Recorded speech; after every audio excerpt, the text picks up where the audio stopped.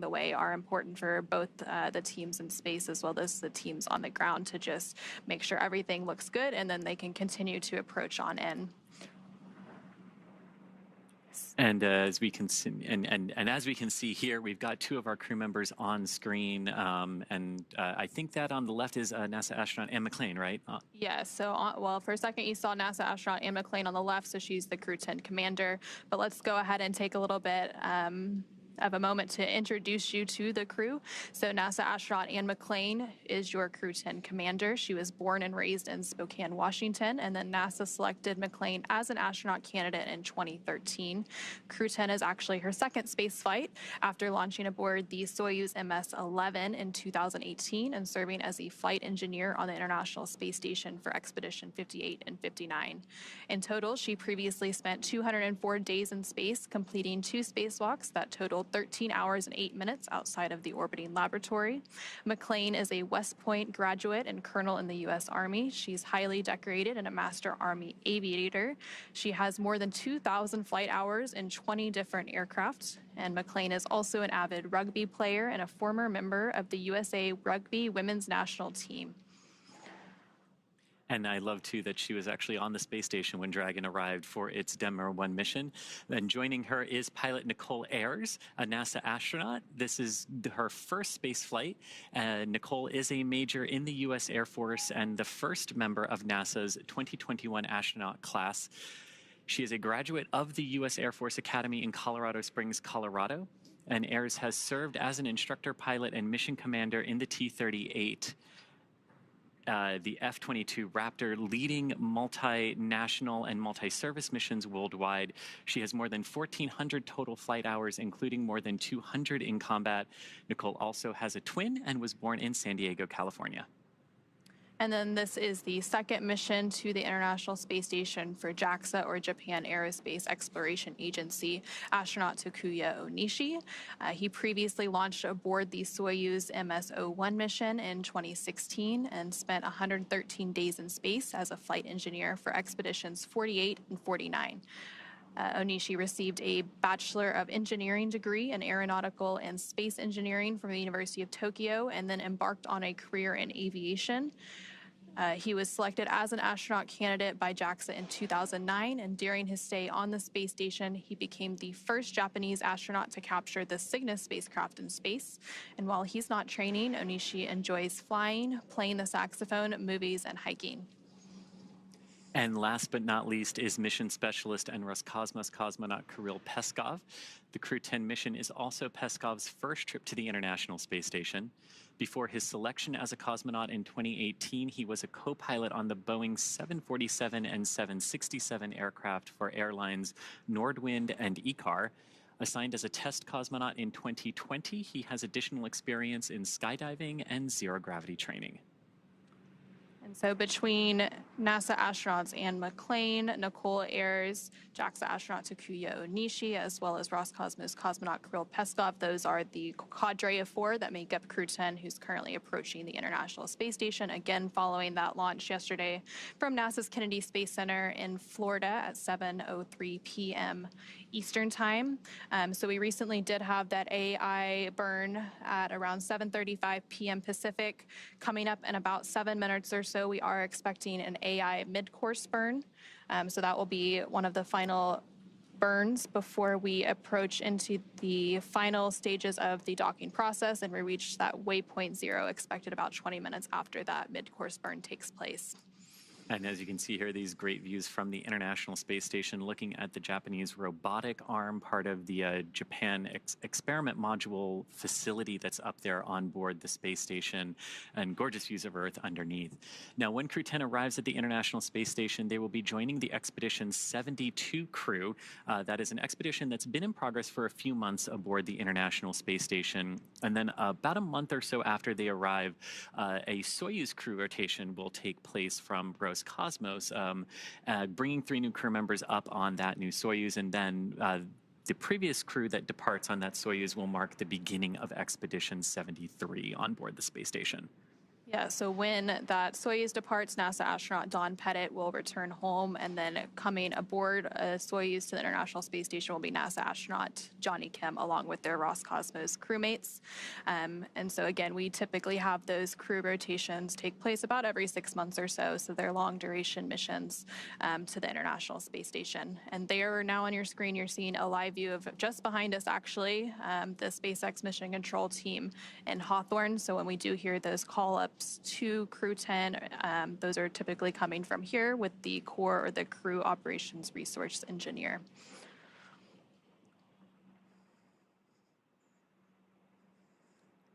And, we've been talking a lot about, Crew 10, our 10th resupply, our 10th rotational mission for Crew for the Commercial Crew Program.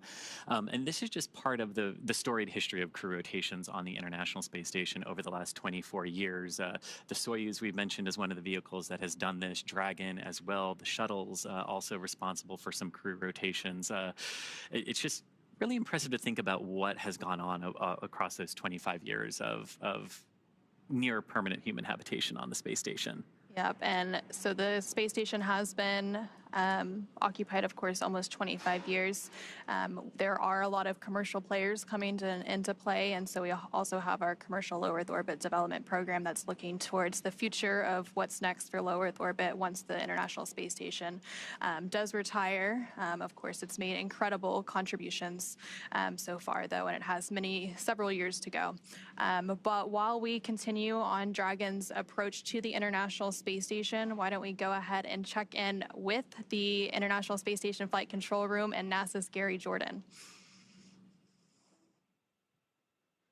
Hey, thank you, Anna. Thank you, Chris. Welcome to the International Space Station Flight Control Room here in Houston, Texas. The teams here are working jointly with the teams in Hawthorne, California, monitoring the operations that are in space right now. Crew 10 approaching the International Space Station, about to enter inside the approach ellipsoid. The teams here in the room are currently polling for that next milestone. The approach initiation brings them up to what's called waypoint 0, just below the International Space Station. In just a few minutes, the Crew 10 vehicle Endurance is expected to perform what's called a mid-course maneuver, an approach initiation mid-course to converge on waypoint 0. This is right below the International Space Station. Teams here in the room are polling to make sure that the next milestone that happens from waypoint 0 to waypoint 1, right immediately in front of the International Space Station, that the teams here are go for that next milestone. When Endurance makes its way to waypoint 0, it will not pause. It will continue on to waypoint 1 right in front of the International Space Station. There are a couple of things that the teams here in the room need to check off to make sure that Crew 10 is ready for docking. The International Space Station's solar arrays are in what is called the feathered position. That means they are folded back and locked into a position that is minimally invasive, allows the station to draw power from the sun, but does not interfere with any of the docking and attitude controls that are necessary to hold the station's position. Meanwhile, the Attitude Determination and Control Officer here in the room, called ADCO, is coordinating with the Russian colleagues and the Russian thrusters on the Russian side of the International Space Station to ensure that we are configuring the station itself for docking. Inside the International Space Station, the crew is preparing for Crew 10's arrival. Nick Hague is setting up his workstation for monitoring procedures, though the crew has the prime controls as a backup for the automated docking of Endurance to the International Space Station. As a safety precaution, Nick Hague is receiving that data through the Common Communications for Visiting Vehicles, or C2V2, a data link between Crew Dragon and the International Space Station, giving live telemetry and giving Nick Hague the ability, if necessary, to perform an abort if there were any contingency scenario, a scenario that Nick Hague himself is trained for. Butch Wilmore, NASA astronaut, will be preparing the hatches for opening once Dragon is docked to the International Space Station, slated for 11 p.m. Central Time tonight. Butch Wilmore will work through the hatch opening procedures. There are several hatches to get to the crew, including the Node 2 forward hatch at the very front of the International Space Station, followed by the A-Pass. It's the last hatch right before you see the Dragon hatch, and there's a vestibule in between that needs to be pressurized from vacuum up to sea level, 14.7 pounds per square inch. All of that will happen after docking. In the meantime, NASA astronaut Don Pettit setting up cameras inside. Once Crew 10 is docked and the pressurization between the vestibule is up to pressure, it'll be the Crew 10 astronauts and cosmonaut aboard that'll float through and be welcomed by the Expedition 72 crew.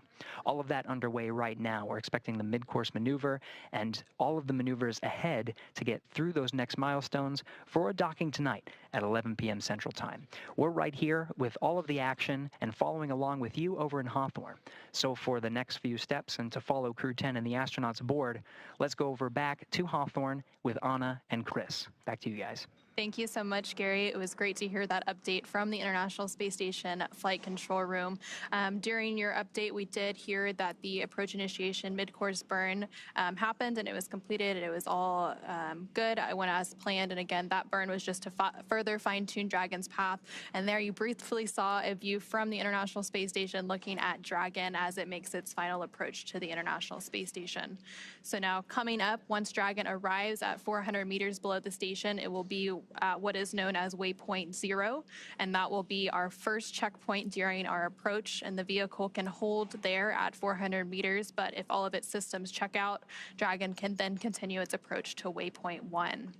And Dragon's move from waypoint 0 to waypoint 1 will swing it up and out in front of the station, arriving at a distance of approximately 220 meters. And at this point, it will be on what is known as the docking axis, which essentially means it is directly in front of the docking port. And the crew are headed to the forwardmost port of the station today, the Node 2 forward, which is the forward-facing port. And Dragon has docked to Node 2, also known as the Harmony module, for all of the crewed missions so far, because that is where both of the international docking adapters, or IDAs, are located. And then once Dragon is only 20 meters away from the space station at waypoint 2, the spacecraft begins focusing on that final alignment of its docking systems with the International Docking Adapter. Shortly after that, we are likely going to hear a call out that says CHOP, which stands for the Dragon SpaceX on the big loop, mid-course maneuver complete. Trajectory has converged on waypoint 0.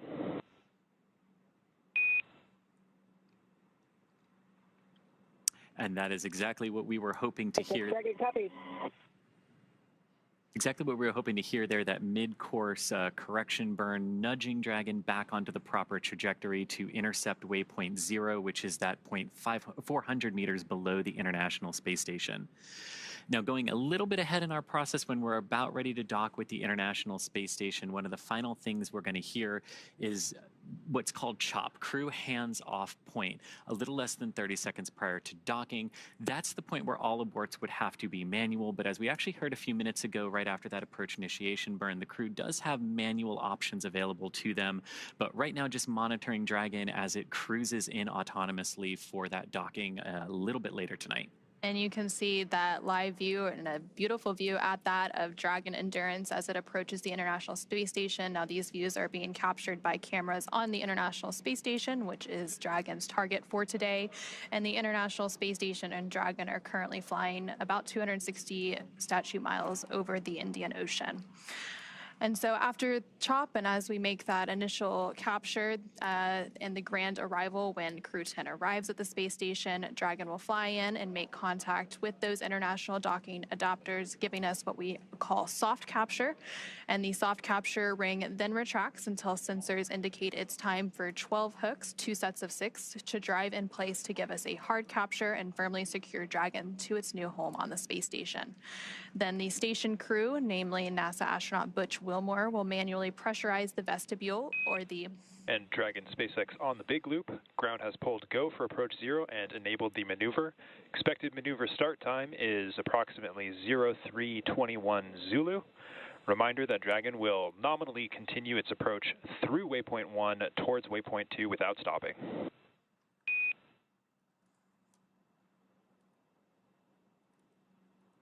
SpaceX Dragon is a copies and go for approach 0. And there we just heard some conversations between that core crew operations resource engineer here at SpaceX Mission Control in Hawthorne, and NASA astronaut and Crew 10 Commander Ann McClain. They were talking about approaching waypoint 0. They had that go, no-go poll. Again, those are joint polls between the SpaceX team in Hawthorne as well as NASA's team in Houston, just to verify that all systems on Dragon, all systems on the space station look good and they can proceed past that waypoint 0 that we were just talking about. And so once we do have that docking and we have that hard capture, they will begin the pressurization process of the vestibule, and that is the area between the Dragon hatch and the station hatch that was previously exposed to the vacuum of space. And then umbilicals that provide power, audio, and data connections from station to Dragon are put in place, and then there will be a series of leak checks before the hatches are finally open, welcoming Crew 10 aboard the International Space Station as part of Expedition 72. And that hatch opening is slated to take place about an hour and a half or so after we get that docking later today.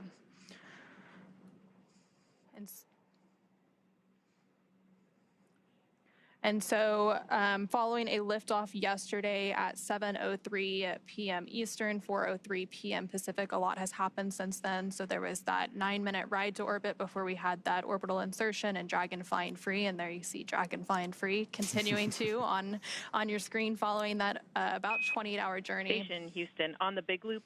Expect to start monitoring Dragon in approximately 35 minutes.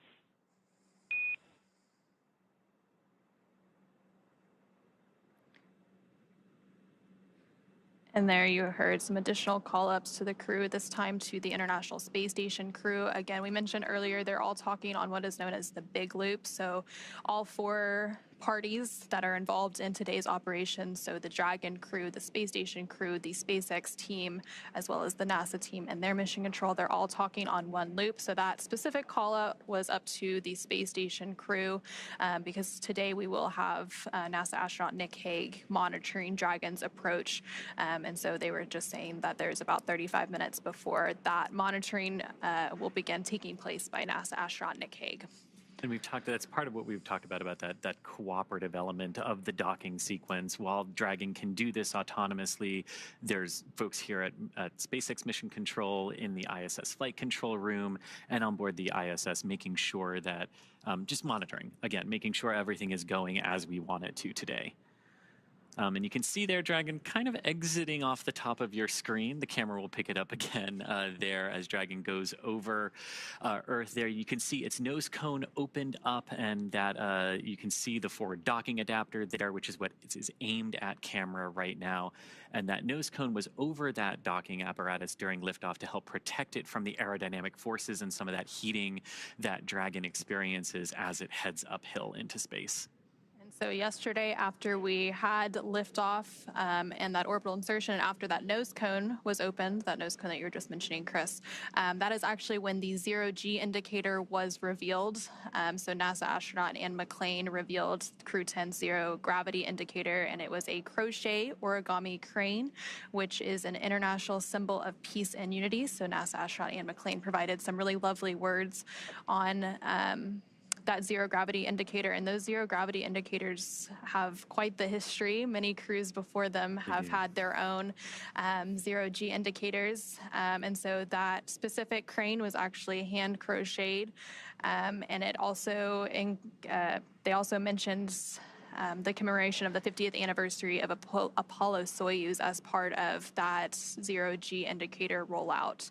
That's right, 50 years this year. So a lot of milestones this year in the space world: 50 years of Apollo-Soyuz, 25 years of International Space Station continuous human presence.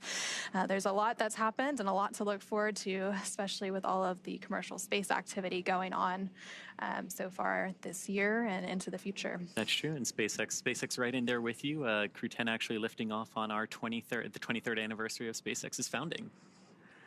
As well. And that zero-G indicator, too, one thing I really liked about it is its name was Droog, which was the Russian name for friend. And as Commander Ann McClain said, it is a nod to the unique and deep cultural traditions from which each of us come. So noting the very international nature of this crew. And so some of the previous indicators, so Crew 9 who is obviously currently on board the International Space Station, their indicator was actually a plush baby falcon named Aurora.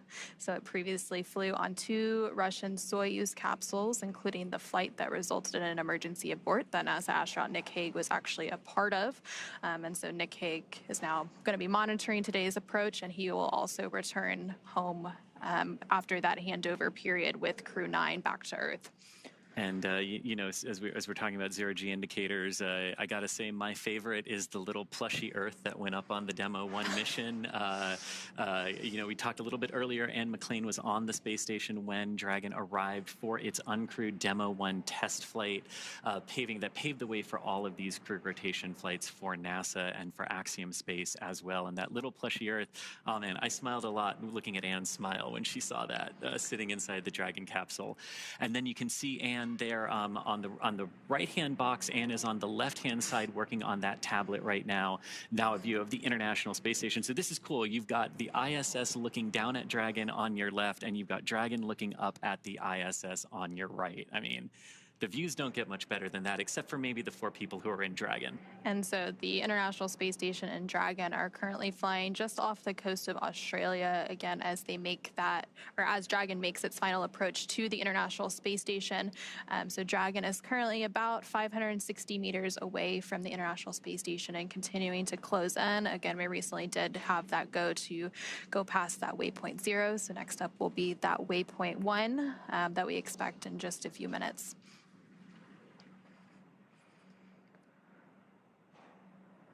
Yeah, and from that initial test flight that Dragon did in March of 2019, that was then followed in May of 2020. Kind of hard to believe we're also approaching the 5-year anniversary of Dragon human spaceflight missions as well this year. We had that Demo 2 mission with Bob Behnken and Doug Hurley launching in May of 2020 and coming back a couple of months later in August. And then we started those crew rotation missions for the Commercial Crew Program for NASA in November of that year with our Crew 1 crew and Dragon. And since that point, there's always been a Dragon at the International Space Station. And so we did mention earlier there are currently 4 Dragons that are active. So they're flying today on the Dragon spacecraft Endurance. And typically whenever there is a new Dragon, the crew gets to name it. Mm-hmm. And so we have Endurance, Resilience, Endeavor, Freedom. And Freedom, Yep. Yes. And also, so we talked a little bit about the zero gravity indicator. The crew also works to design their mission patch ahead of each mission. And so that also dates back. It has quite a history with those mission patches. So the SpaceX Crew 10 patch was designed by the 4-person crew. They actually used AI for some initial inspiration, and then a human artist perfected the design. So it's a 10-sided patch with the Roman numeral X boldly in the center, representing the 10th operational flight of the Dragon spacecraft. And then on the patch, the Dragon has its wings out in full flight. And it's a nod to the 4 crew members who are all professional pilots. So we mentioned that a little bit earlier when we were going through the bios of NASA astronauts Anne McClain, Nicole Ayers, JAXA astronaut Takuya Onishi, as well as Roscosmos cosmonaut Kirill Peskov. All of them have a pilot or aviation history, so that was a little bit of a nod in their patch as well. And again, you're seeing some live views there of NASA astronaut Anne McClain and NASA astronaut Nicole Ayers to the left and right there on your screen. So Nicole Ayers is the pilot. Anne McClain is the commander for the mission today. Again, as they continue to make their way to the International Space Station for docking to that forward port. The Dragon spacecraft is currently less than 480 meters away from the International Space Station, continuing to make its approach. And you know, we're seeing these views from Dragon looking up at the International Space Station. And this Dragon vehicle is actually the second design of the Dragon that we have had. We started with a cargo vehicle, and we actually have the first one hanging right here behind me today.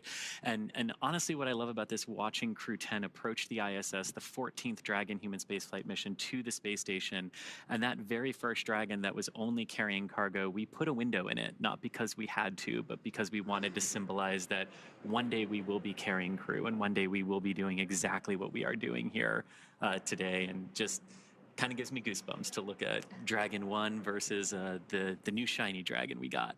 And so obviously they've had that 28-hour flight, and I'm sure they've been able to take advantage of looking out those windows and the amazing views of Earth below them as they make their way to the International Space Station, which there you can see a view of the International Space Station on your screen. Again, those views are captured by the cameras on Dragon. So this is basically a point of view of Dragon looking at the International Space Station. And you can see there, you've got if you sort of look at the space station and how it's oriented right now, you've got a small bar that sort of goes across the top. Those are the European and Japanese modules of the space station. You've got the US and Russian modules sort of going down in a line, forming that T, and then you have the huge solar array truss and the wings of the space station, if you will. And so Dragon is now about 440 meters away from the International Space Station. And again, that waypoint 0 mark is at the about 400-meter point. So they should be reaching that waypoint here pretty soon. But again, they had that go, no-go poll to proceed through waypoint 0 and then on to waypoint 1. So they won't have to pause at waypoint 0 once they reach that 400-meter mark. Which is, and that's what we were sort of saying earlier. We have these moments when we can stop to make sure that everything is in alignment. But if everything is already in alignment, there's really no reason to stop, and we can proceed forward. And so once they do proceed forward, they'll then get to waypoint 1 and waypoint 1. So you go from 400 meters at waypoint 0, and then waypoint 1 is about 220 meters. And that's when we get to that docking axis arrival. And so they'll have that go ahead and proceed to that point. And once they are on that docking axis, it basically means they are directly in front of the port. So that forward port on node 2, the Harmony module that they will be docking to today. So Dragon will be looking directly at that International Space Station docking port, and they can do some final alignment checks if they need to. And then from there, they will then move to waypoint 2, which is just 20 meters away. And there you can see another view of Dragon. This is a camera on the International Space Station, and they're currently flying over Sydney, Australia. So that's the International Space Station looking out at Dragon. Those cameras are actually controlled by one of the flight controllers in Mission Control in Houston. So the Cronus typically operates those cameras, and they're the ones that are manually moving those cameras up and down and trying to find Dragon and keep a focus on it so that we can have these amazing views here today. And as Dragon, as you mentioned, that waypoint 1 point about 220 meters from the International Space Station, that's very close to, but just outside what's known as the keep-out sphere for the International Space Station. This is the sphere that any visiting vehicle needs to stay outside of until given explicit permission to proceed in closer to the International Space Station. We would expect that go, no-go poll to either come when they're holding at waypoint 1, or if they don't need to hold at waypoint 1, shortly before they're to then proceed into waypoint 2, 20 meters from the station. Again, another point where they could hold if they need to, and we have on past flights seen them hold sometimes at that waypoint 2 20-meter point for a variety of reasons. Sometimes it's alignment, sometimes it's been visuals and lighting conditions, with just where the International Space Station is in its orbit. Might seem kind of odd to think that, wait, why would we need to wait if we can dock at night? But shadows are really important in understanding them and how they interplay with the autonomous navigation systems. And so we're actually pretty close to that waypoint 0 mark. We're about 403 meters. So Dragon's about 403 meters away from the International Space Station. So just around that waypoint 0 mark that we've been talking about. Now Dragon will continue past that point and into waypoint 1, which is again that 220 meter mark. So it really is just a choreography that it follows throughout its final approach and docking today. And if you think about the overall trajectory of approach here, you can kind of think of it as like an airplane that's in the air, where you're directly underneath it, but then you can walk in front of it and up to its nose. And that's sort of what Dragon's going to do here, moving from waypoint 0 up to waypoint 1. And so you were mentioning the keep-out sphere. So that's one of those invisible boundaries.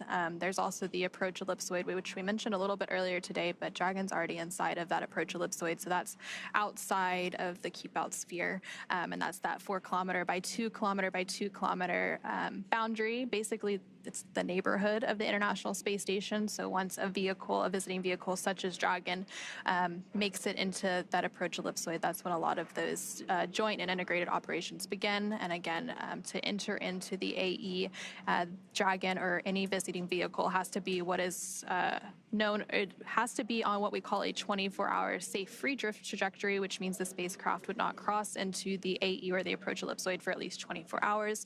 So when they do those go, no-go polls to proceed in that is one of the things that they're looking for, making sure that that the vehicle is safe and can proceed in. And so now we're going inside that next invisible boundary around the space station, which is that keep out sphere that we've been mentioning. And if you're just joining us here, some great views that are on your screen as Dragon is approaching the International Space Station just inside of 400 meters now, passing waypoint 0. On the left-hand side of your screen is a live view from the International Space Station looking down at Dragon. You can kind of see it moving across the white clouds there, about to go over the blue ocean in the middle of the screen there. And then on the right, we did have some images of the International Space Station and some images inside of Dragon as well. But Anna, it never gets old looking at views of spacecraft silhouetted against Earth. And if we think these views are amazing, I just can't imagine what Crew 10 thinks of these views looking down at Earth from the Dragon spacecraft. So you did mention we were inside of waypoint 0. Dragon SpaceX on the big loop. Approach 0 has started and trajectory has converged on waypoint 1. Expect arrival at waypoint 1 at approximately 0347 Zulu.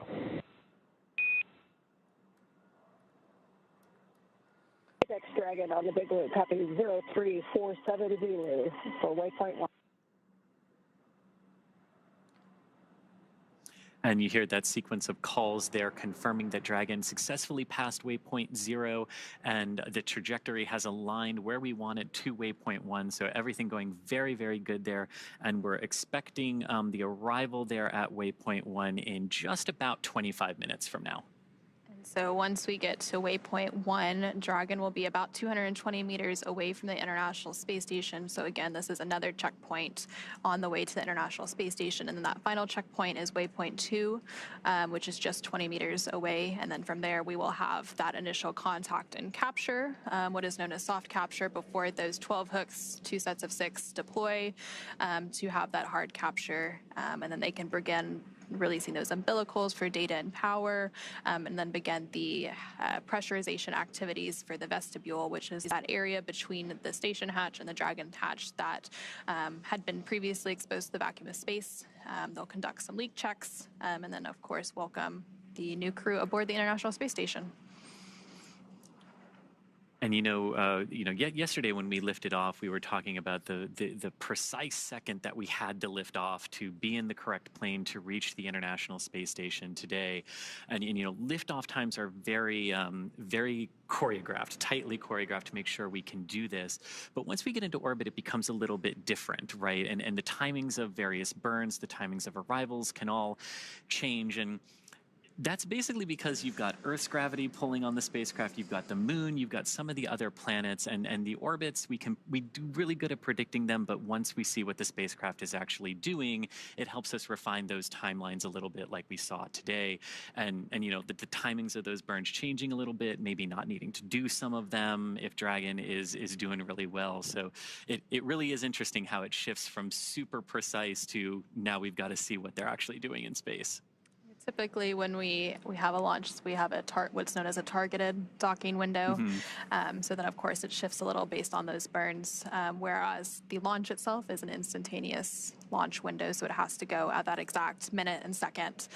So again, yesterday's launch took place at 7:03 p.m. Eastern, 4:03 p.m. Pacific, and since then, Dragon has had about a 28-hour journey to make its way to the International Space Station. Dragon is now just about 330 meters away from the International Space Station. It's now inside waypoint 0, approaching waypoint 1, which is that 220-meter mark. And then from there, it'll continue continue on and enter inside what is known as the Keep Out Sphere, which is that 200-meter boundary around the International Space Station before we have that docking. So it's been a long journey for Crew 10 since launch yesterday, and even before that, because they had all of those preparations leading up to launch, getting suited up, those final medical checks, all of the various processes that they went through prior to that liftoff at 7:03 p.m. Eastern, 4:03 p.m. Pacific. So I'm sure they will be glad to be welcomed on board the International Space Station in really just a few minutes from now. Yeah, and after that liftoff yesterday, and after the crew initially got onto orbit, there were some things that they needed to do as Dragon, configured itself for the orbital journey up to the International Space Station today. The crew got some time to eat, they got some time to rest and relax as well over the course of the last 28 hours. So it hasn't just been fully in their suits, in their seats. They were able to take those suits off shortly after liftoff. They are, of course, back in those suits now because during the more critical operations of spaceflight, such as launch, docking, undocking, and reentry and splashdown, we do have the crews in those intravehicular activity suits, or IVA suits as we call them. So you'd mentioned a little bit some of the free time that they've had without those suits. They did have that sleep period. They woke up today around 8 a.m. Central, 8 a.m. Pacific, 10 a.m. Central. So they've been up for about 10 hours or so getting ready for today's docking operations, but they did have that time to take a nap and get well rested and ready to be part of the Expedition 72 crew. And also on the International Space Station, not that long ago, the ISS crew was actually asleep right before we came on air.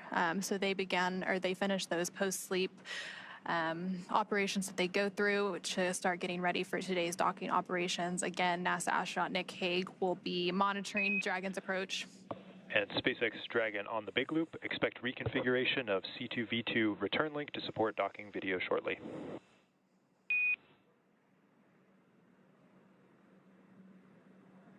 SpaceX Dragon, copy.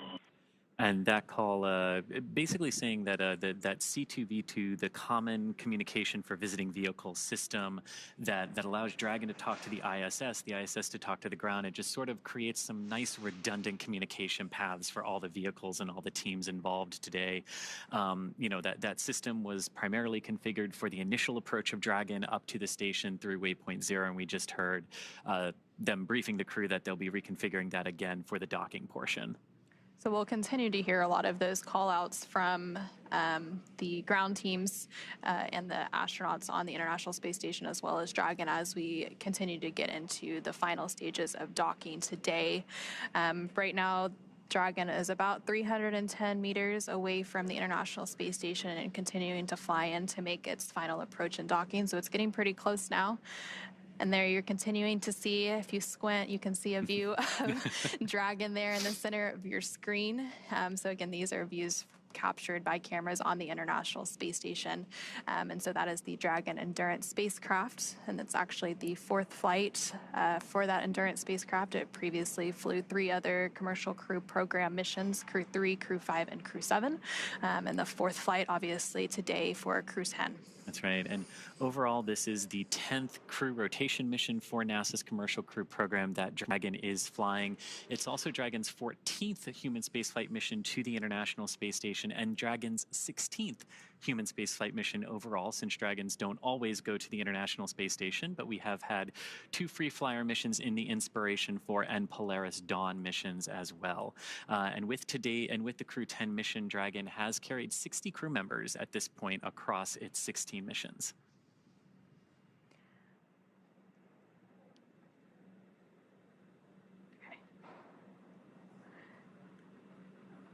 And so, yeah, Dragon has had 10 rotational missions, so that continues to be part of NASA's Commercial Crew Program. We also have, of course, the Commercial Resupply Services, and we have the Commercial Earth Orbit Development Program working on potential future commercial space stations. So space is really becoming a commercial public-private endeavor. And you see that here as Dragon is docking to the International Space Station, obviously a government platform, but commercial partners bringing crew and cargo and things to the International Space Station. Again, once Crew 10 is on board the International Space Station, they will partake in a multitude of science experiments, technology demonstrations, all for the benefit of humanity. And so as Dragon continues to make its final approach to the International Space Station, now about 370 meters away, let's go ahead and turn it back over to NASA's Gary Jordan at NASA's Mission Control Center in Houston. Hey, thank you, Anna. We are following along on the action here. Now inside the approach ellipsoid, we are in what is called joint operations. Both teams in each of the flight control rooms here in Houston, as well as where you are, Anna, at the Mission Control Center over in Hawthorne, California, with the SpaceX teams, are operating by the same joint flight rules. They're working through the procedures step by step, doing go, no-go polls along the way to make sure that all teams are ready for the next steps. The teams here in Mission Control Houston are currently polling to make sure that we can pass waypoint 1 and go inside waypoint 2. When we pass waypoint 1, we're going to be inside what is called the keep out sphere. Now, when we cross that boundary, there are a new set of flight rules to abide by and a new set of conditions to make sure that the crew can proceed all the way to docking, currently scheduled again for tonight at 11 p.m. Central Time, 9 p.m. Pacific. So the station is continuing to prepare for the crew's arrival. As I mentioned before, the station's solar arrays are feathered.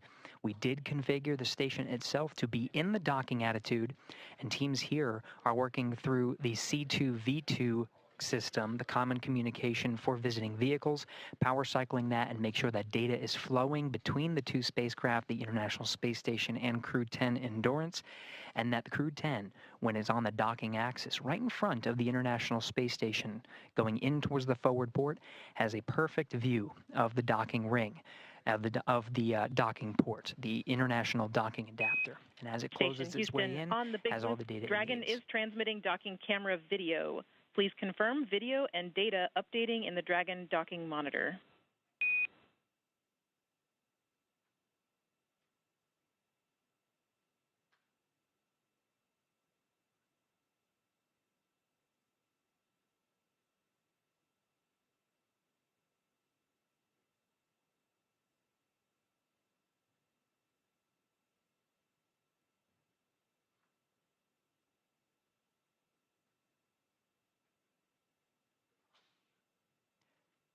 That was Capcom Tess Caswell here in Mission Control Houston, standing by for confirmation from the crew aboard Endurance. This was the troubleshooting issue I was addressing with the common communications for visiting vehicles, power cycling that system to make sure that they could have that video once they get on the station's docking axis.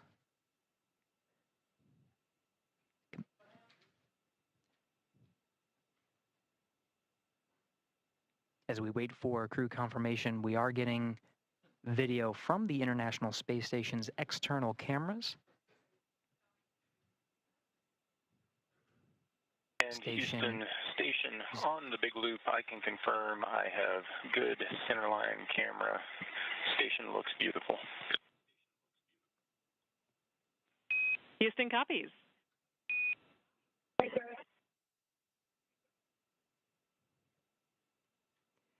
Now, it's critical that the teams communicate on this big loop to make sure all stakeholders are aware of the progress that's being made. That's cycling to enable Nick Hague, who's aboard the International Space Station. He's got a display in front of him monitoring the docking operations and receiving data from Dragon itself into the International Space Station. This is a safeguard. Dragon's rendezvous and docking to the International Space Station is a fully automated process. However, Hague does have an ability to execute commands if necessary, but really only there for monitoring. So that C2V2 power cycling allows him to have the view from Dragon itself as it moves up towards the docking axis, which you're seeing now on your screen from the external cameras aboard the International Space Station.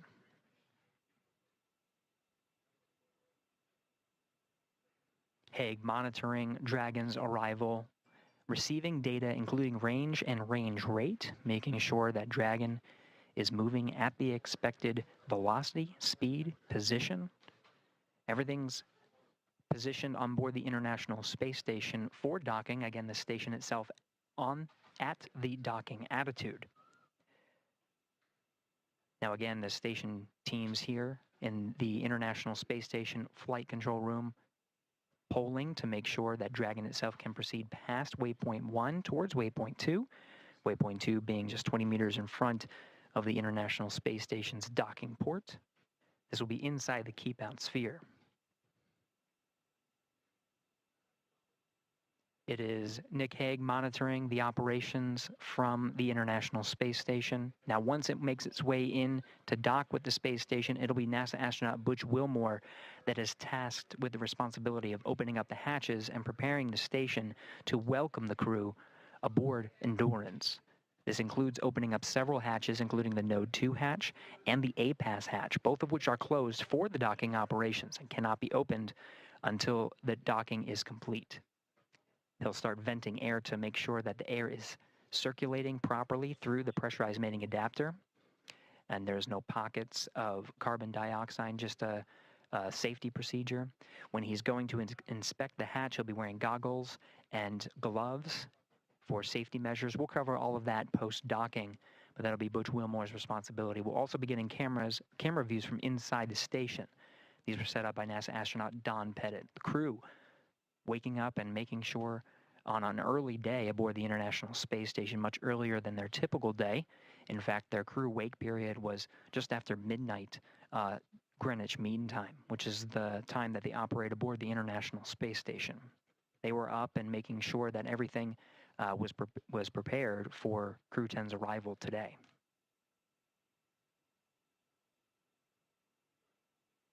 Now we're making our way up the docking axis, beautiful views as Endurance makes its way above the horizon of the Earth. Again, it's making its way towards the docking axis. This is immediately in front of the International Space Station. The camera views from Dragon itself illuminating the solar arrays. You can see the original solar arrays of the International Space Station, as well as the IROSAs, the rollout solar arrays that are augmenting some of the station's power. This as part of a process to continue the science done aboard the International Space Station, which is, of course, the mission of the astronauts and cosmonaut aboard Crew 10. Crew 10 really just the transport mission to get to the International Space Station. Once there, they join Expedition 72 for at least a time. Don Pettit, NASA astronaut Don Pettit, will be returning aboard a Soyuz. Once that Soyuz undocks, crew on board the International Space Station officially begins Expedition 73, continuing the great science and technology demonstrations that are necessary in low Earth orbit to prepare for future human missions to deep space, including the Moon and to Mars.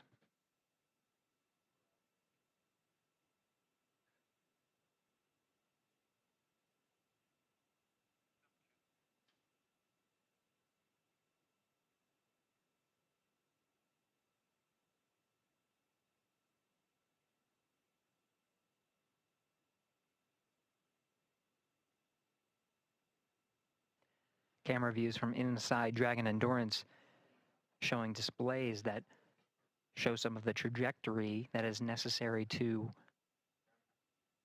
converge with the docking axis. This is waypoint 1. Now when you see those displays, you'll see the trajectory curve out, the spacecraft itself calculating breakout maneuvers that are necessary as it makes its way along the planned set of procedures and approach maneuvers. Waypoint 1 immediately in front of the docking axis. Once that is executed, the Dragon will fire its Draco thrusters to maneuver inside.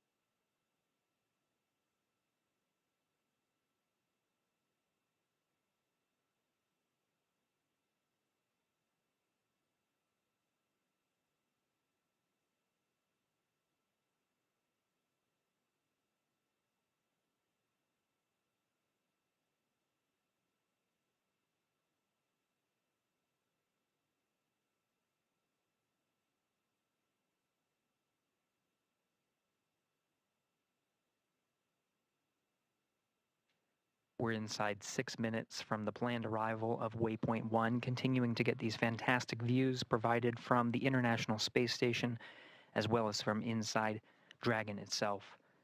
Commander Anne McClain, as well as pilot Nicole Ayers, you see positioned as the camera in between them,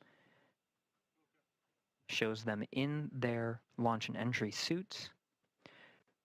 We did hear before that they are allowed to bring up their visors through these set of procedures. Those suits are donned prior to joint operations, and they'll close their visors as part of the next dynamic phase, which will be the docking, which just as an added safety measure.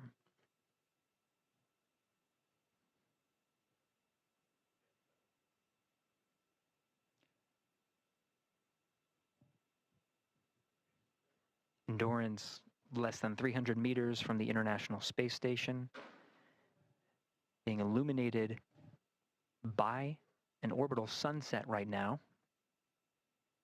The views you see of Earth and of Dragon will start to get a little darker as we enter into an orbital sunset and orbital nighttime. Dragon, now brightened by the sun, will start to dim, and you'll start to see the docking lights as well as the navigation lights. Docking light will be white at the center of the spacecraft, and you'll see green and red lights on the forward bulkhead, green indicating the starboard position, red indicating the port position. The International Space Station cameras sometimes view from an upside down position, as you can see from this view, as the Earth is on the top left of your screen. So the port and starboard navigation light positions will be reversed, but it's because the camera is sort of upside down from the position of Earth. Additionally, the cameras on board the International Space Station are subject to the radiation environment of the station. Now, the station itself does receive a certain amount of radiation, but also a certain amount of protection from the Earth's atmosphere. As we are in low Earth orbit, 250 miles from the Earth is not terribly far. There's still a decent amount of protection, but there is a higher radiation environment.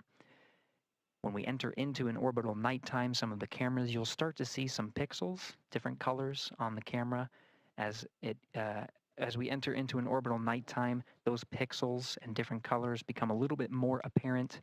Those are from the radiation environment, the radiation damaging the pixels inside the cameras themselves.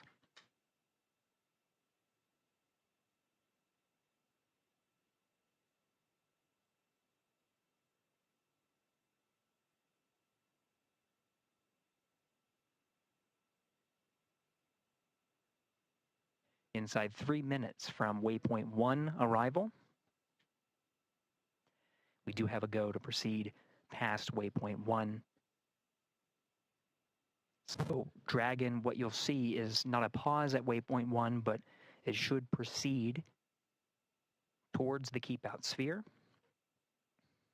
You'll notice some of the views change throughout our coverage here.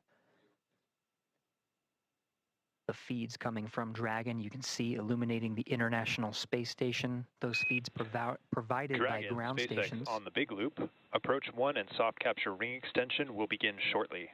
Dragon will continue its approach to Waypoint 2.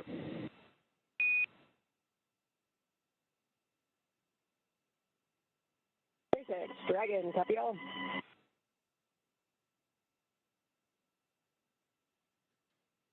And that relayed from the SpaceX core in Hawthorne, California, confirmed by the crew aboard Endurance. We are proceeding inside the keep out sphere. You are seeing the docking light begin to blink at the center of Dragon Endurance. Features of Dragon becoming a little bit more apparent. The nose cone fully open, exposing the docking ring and the forward bulk of the Dracos. You did hear that Dragon will extend the soft docking ring mechanism. This allows for a cushioned contact as Dragon makes its way toward the International Docking Adapter. Docking comes in several phases, which includes contact and a soft capture, which is initiated by the docking ring. That docking ring is retracted to pull Dragon in closer to the International Space Station, and then begin a sequence to hard dock Dragon to the International Space Station. There are 12 hooks that are driven to really latch Dragon to the International Space Station. They're deployed in 2 sets of 6. And those will be confirmed by the crew. Once all of the hooks are driven, there is also an umbilical that extends and connects to an interface on the International Space Station side to provide power and data transfer between the 2 vehicles. Dragon right now operating on battery power and solar power that's generated from the trunk. Once Dragon attaches to the International Space Station, it'll be receiving power from the International Space Station through the duration of its stay aboard. We did hear confirmation that Dragon is passing waypoint 1. So we're now moving inside the docking axis and towards the keep out sphere.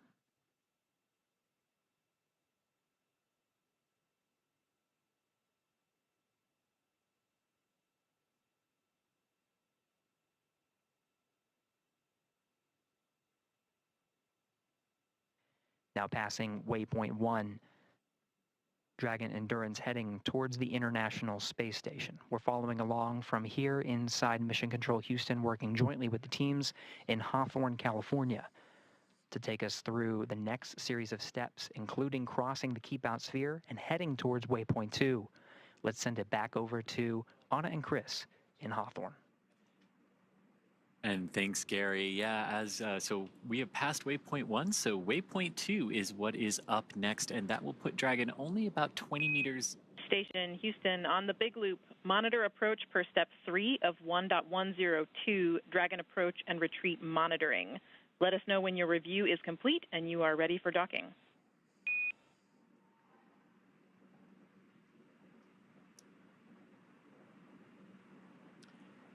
You heard that. Station copies on the Big Loop, step 3, and I can confirm that review is complete and we're ready for docking. So that call there between the ISS flight control room and the crew on board the International Space Station. Houston copies. At waypoint 2, Dragon will hold for approximately 5 minutes. And you heard that call there indicating that the ISS Thanks for the heads up. and the crew there are now ready for Dragon's docking to the forward docking adapter of the Harmony module of the International Space Station. Dragon approaching waypoint 2, which is the point about 20 meters from the International Space Station's forward docking adapter. And as we did just hear there, we are expecting Dragon to hold for about 5 minutes once it reaches that point.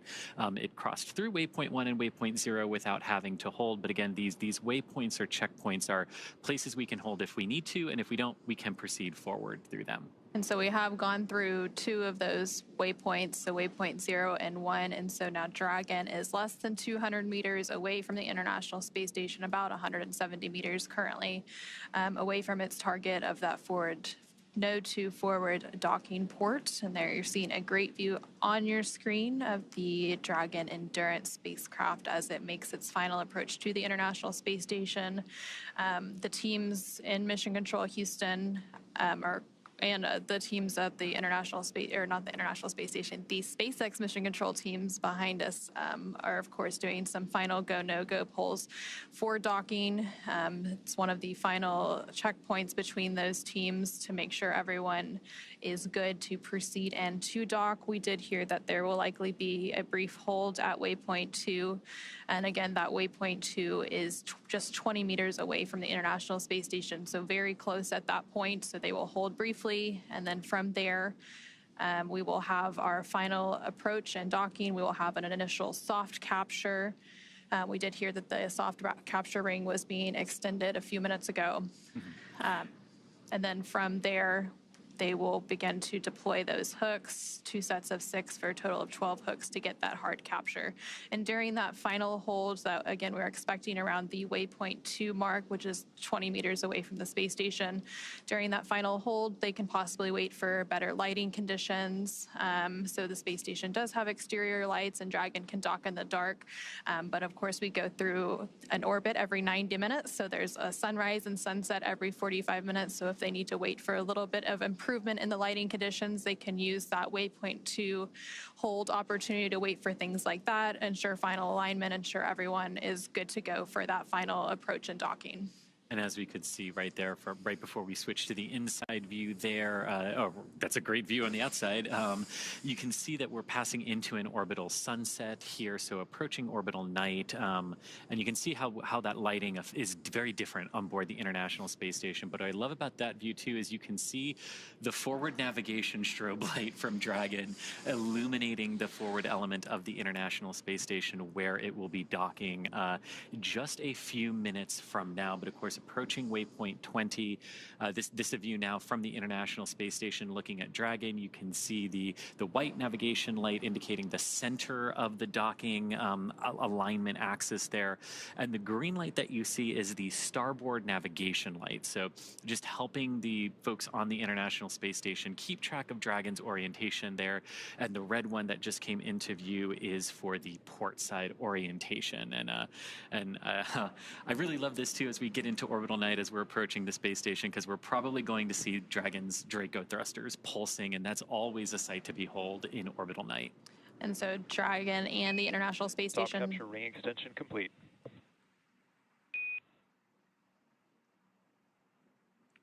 And we just heard confirmation that that soft capture ring extension has been fully completed. So that extension of the soft capture ring, it's fully out and ready for that soft capture, that initial contact with the International Space Station. So right now, the International Space Station and Dragon are currently flying over Canada.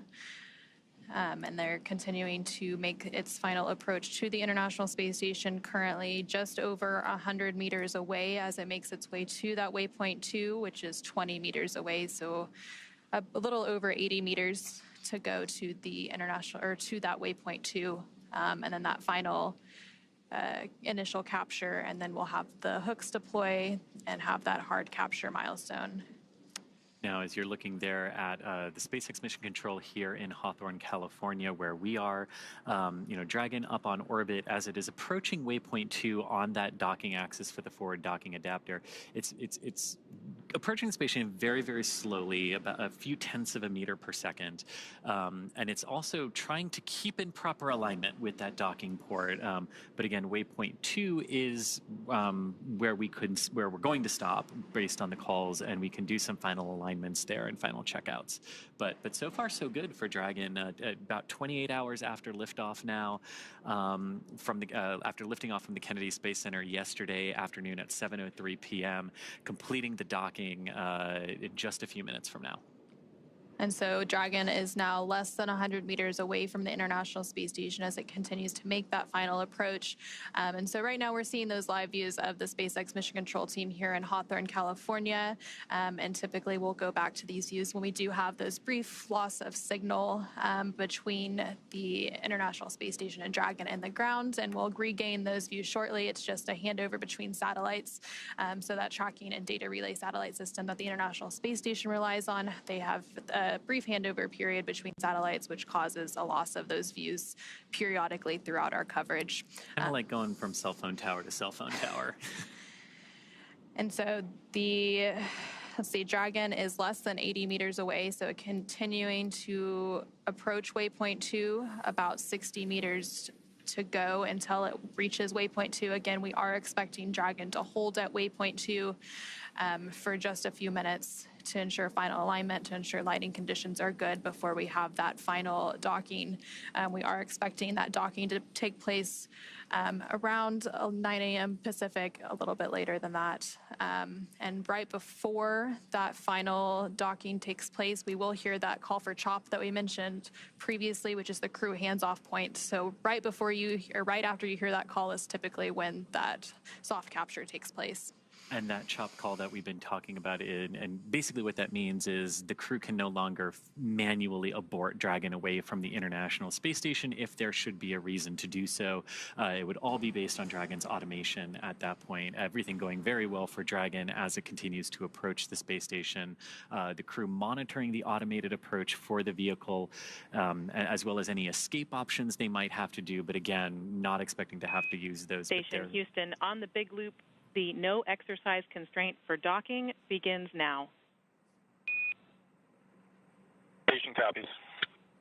And so you did just hear a call up from the Capcom or capsule communicator at Mission Control in Houston to the crew on the International Space Station, mentioning that the exercise constraint has started. So typically when you have visiting vehicles such as Dragon arriving and departing the International Space Station, there are constraints on crew exercise, and that's basically to prevent additional loads from being imparted on the station during these dynamic operations. And I love this sort of night vision-esque view here from Dragon looking at the International Space Station. So this is a view from the Dragon Endurance carrying the Crew 10 crew. The forward docking port there is in the center of your screen, sort of being illuminated every few seconds by that light from Dragon. And what I love about this is you can see the Crew 9 Dragon directly above that docking port. And of course, Crew 9 going to be coming home after a brief handover period with the Crew 10 crew. And then inside of Dragon Endurance here, you have Commander Anne McLean on the left-hand side of your screen, pilot Nicole Ayers on the right. Next to Nicole is Roscosmos cosmonaut Kirill Peskov, and on Anne's left is JAXA, or Japanese Aerospace Exploration Agency astronaut Takuya Onishi. Anne and Takuya are returning to the International Space Station for their second long-duration missions, and Nicole and Kirill are on their first missions to space. So it's getting pretty real for the 4 crew members that make up Crew 10. Right now, they are just under 25 meters away from the International Space Station, so just outside of that waypoint 2, which is that point at which Dragon will hold for a few minutes. On the big loop, you see you're approaching waypoint 2. Crew visors are closed. Copy. Crew 10 visors are closed. We did just hear that confirmation that the crew is approaching waypoint 2, so they see that on those screens in front of them. They see the distance, and they're able to monitor that approach as well. And this is great because you can see Dragon's Draco thrusters firing here. You've got the red and the green navigation lights as well as the white one, but all those little flashes and pulses that you're seeing around the vehicle are the thrusters, keeping that alignment as we continue to approach waypoint 2, 20 meters from the ISS, where again, we are expecting to hold for a few minutes up. And you can see we're really getting close, considering now we're really illuminating that forward docking port with Dragon. And so Dragon is actually at that waypoint 2 mark now, just around 20 meters away, so we will have that hold briefly. And recently, the team in Mission Control Houston did conduct their final go, no-go poll as well for docking. SpaceX on the big loop. Dragon is holding at waypoint 2 for Dragon eye assessment. You hear that confirmation? SpaceX Dragon, copy. And you hear that confirmation that Dragon is holding. Now you're on the left-hand side of your screen as you're looking from the ISS's camera out at Dragon. Even though we've said Dragon is holding, you're still going to see some of those thruster pulses, because holding in space is not like just stopping your car that holds the same position. And Dragon SpaceX on the big loop. Ground is bold go, and we'll be enabling approach shortly. Confirm crew readiness for final approach.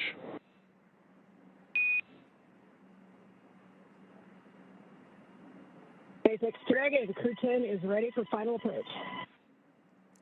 And that is great words there to hear from SpaceX Mission Control. Resume has been commanded. Reminder, once Dragon is inside the crew hands-off point, retreat and breakout are not permitted. Copy. And Anna, here we go. So we did just hear that they have the go to resume final approach, so that we had that brief hold completed at waypoint 2, which was just 20 meters away from the International Space Station. So Dragon will now resume its final approach and finish its fly into the International Space Station's Node 2 forward docking port. And we heard Dragon is in approach 2. Your good confirmation of Dragon in that approach 2 mode, meaning it has passed waypoint 2 and is coming into the station. Again, you can see... Station Houston, on the big loop, Dragon is on final approach and is go for docking. Monitor per steps 5 and 6 in 1.102 Dragon approach and retreat monitoring. Station copy. And that was the call from the International Space Station Flight Control Room to the crew on the ISS. Again, just everyone confirming, making sure everyone's on the same page, as Dragon is now very close to docking with the International Space Station here today. And so Dragon is now just 17 meters away from the International Space Station and continuing to close in on its target. Coming up here shortly, we will likely hear that call out for CHOP, which stands for Crew Hands Off Point. That typically takes place less than 30 seconds before docking. So as soon as you hear that, you know that that docking will take place very soon after. And then at that point, when we hear the CHOP call out, any aborts will have to be done automatically by Dragon.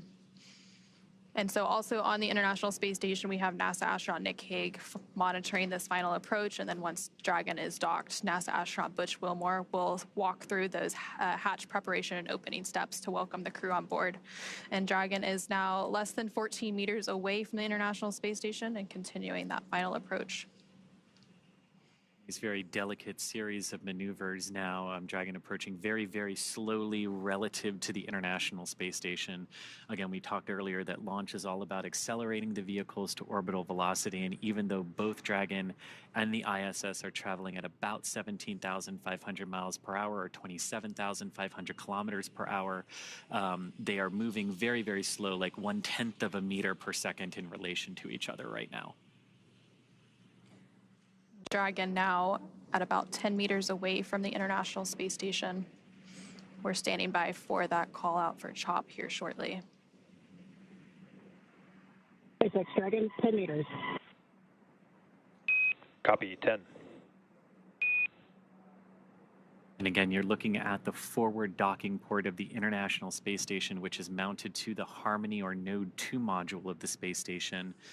The Crew 9 Dragon, which has been there since September, is also attached to a docking port on this module, and that Dragon is actually just off the top of your screen there as Crew 10's Dragon comes in for docking in just a few moments. And I love these views again. You've got the Dragon, you've got the ISS staring at Dragon on the left-hand side of your screen, and you've got Dragon looking at its docking port on the ISS on the right. And Dragon is now less than 7 meters away from the International Space Station as it continues to make that final approach. Traveling with a range rate of less than 0.082, which, as you mentioned earlier, it continues to get slower and slower as we make this final approach. It's at 5 meters. Copy, 5 meters. So the next call we should hear is CHOP, or that crew hands-off period, followed moments later by docking. That typically comes at about 2 meters away from the International Space Station. Right now, we're less than 4 meters away.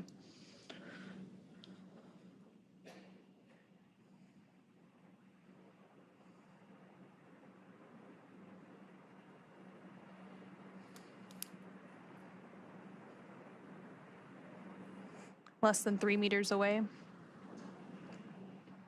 It's at 2 meters. Clear hands off. Copy, hands off.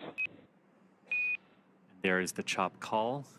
Standing by for initial contact of Dragon to the International Space Station.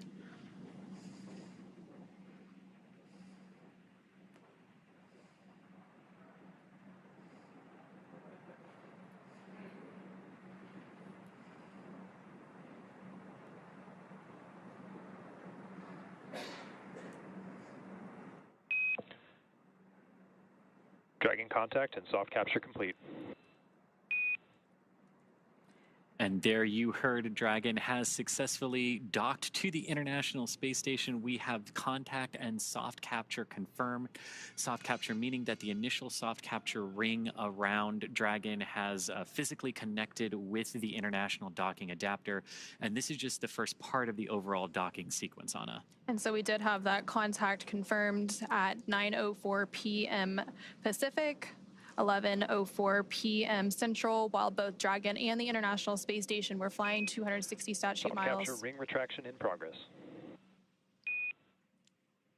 flying 260 statute miles over the Atlantic Ocean. And we did just hear confirmation that that soft capture ring is now beginning to retract. So they're beginning those steps to firmly attach Dragon to the International Space Station so that we can have what is known as a hard capture.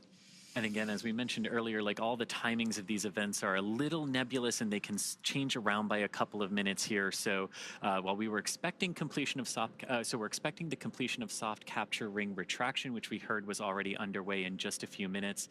That will be followed by the start of the hard capture sequence, which is a series of 12 hooks that are separated into 2 batches of 6 that drive between Dragon and the International Space Station to really hard connect them together. And then after we have that, we have a whole bunch of other things that sort of come into place at that point once Dragon is securely on the Harmony module of the ISS.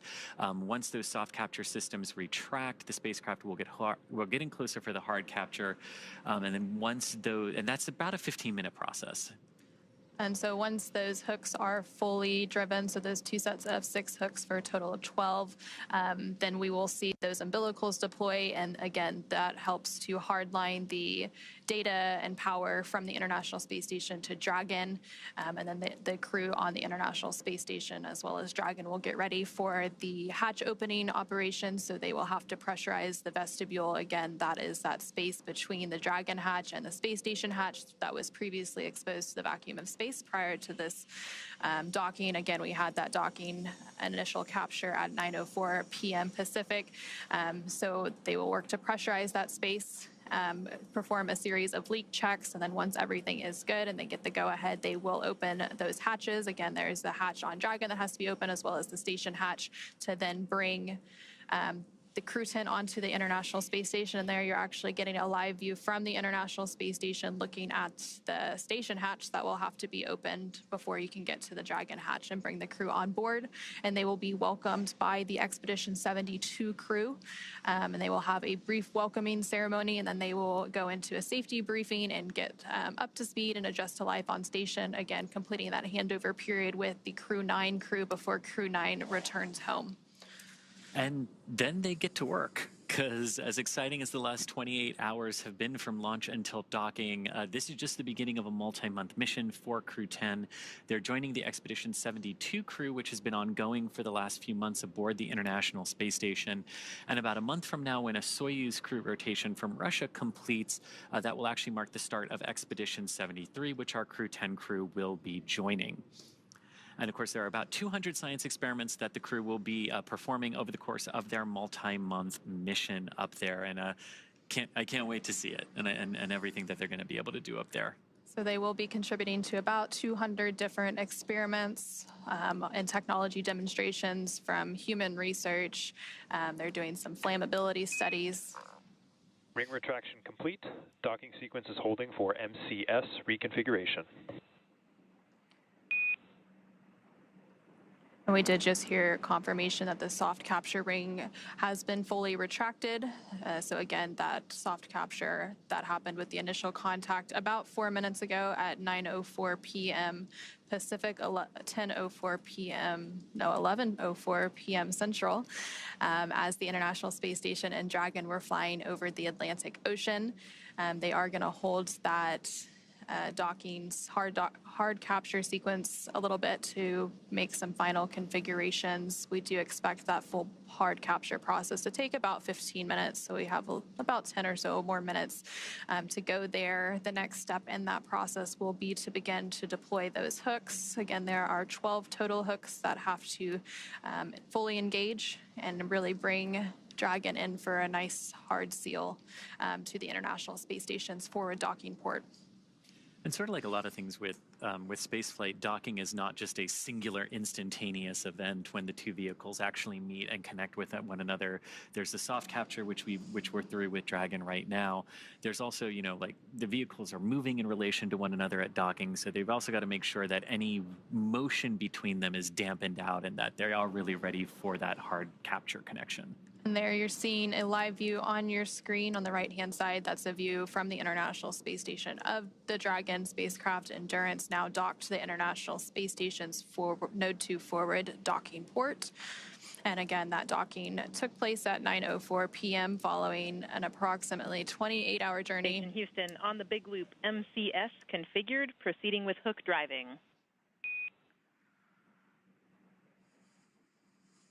Station copies. And there we hear good confirmation that what we were waiting for there and holding the docking sequence has been, we've gotten through that, and now we are going to begin that hard capture sequence, and that's what you were talking about, Anna, driving the series of 12 hooks, 6 at a time, to form that hard capture. And again, we expect that process to take about 15 minutes, but it really is great to see the Dragon Endurance back on the space station. Its 4th trip to space. This particular capsule has launched the Crew 3, Crew 5, and Crew 7 missions, and of course returned those astronauts safely to Earth. And now it's doing it again for the 4th time for the Crew 10.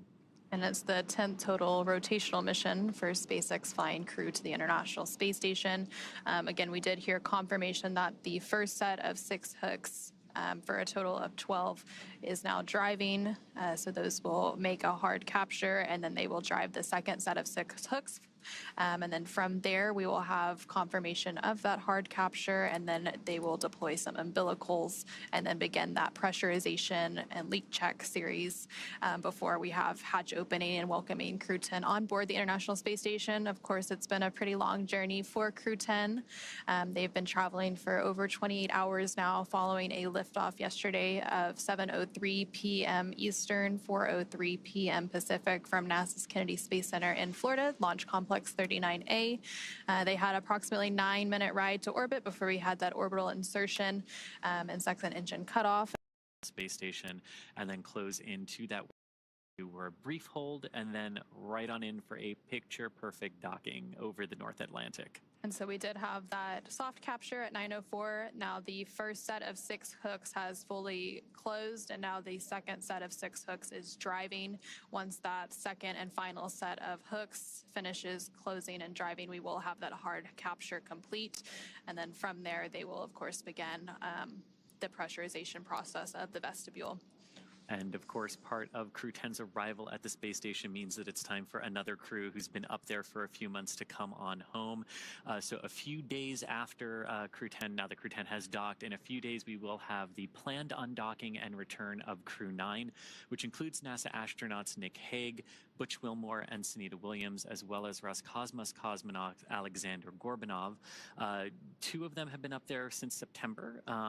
Nick and Alexander launched on Crew 9 in September on the Crew 9 mission from Slick 40 at the Cape Canaveral Space Force Station. And of course, Butch and Suni were already on the space station and joined Crew 9 and will now be coming home on Dragon. So they will do that brief handover period. The handover period between crews is pretty typical. We like to ensure a continuous presence of U.S. crew, and then the Crew 9 will help bring Crew 10 up to speed as the new arrivals and get them adjusted to space station life before they return home. And so that second set of 6 hooks continues to drive. We had that initial docking about 10 minutes ago at 9:04 p.m. Pacific, and typically it takes about 15 minutes to have hard capture complete, so we should be approaching that milestone here shortly. And as all of that is happening and those umbilicals are being connected, hard capture complete.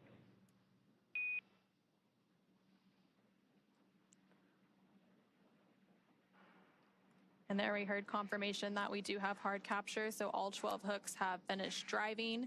And then from there, the umbilicals will start to deploy, and that again brings that hardline data and power from the International Space Station to Dragon. And then the pressurization of the vestibule will begin. And again, NASA astronaut Butch Wilmore on the International Space Station side is on tap to be to help with those hatch opening operations today. Again, we are expecting hatch opening about an hour and a half or so after or from now, and then from there will be a welcoming combined with the farewell remarks of Crew 10 since that handover is pretty short. And then from there they will adjust to station life. There will be a safety briefing, and then they'll get right into it as Expedition 72 members for the next month before they become Expedition 73.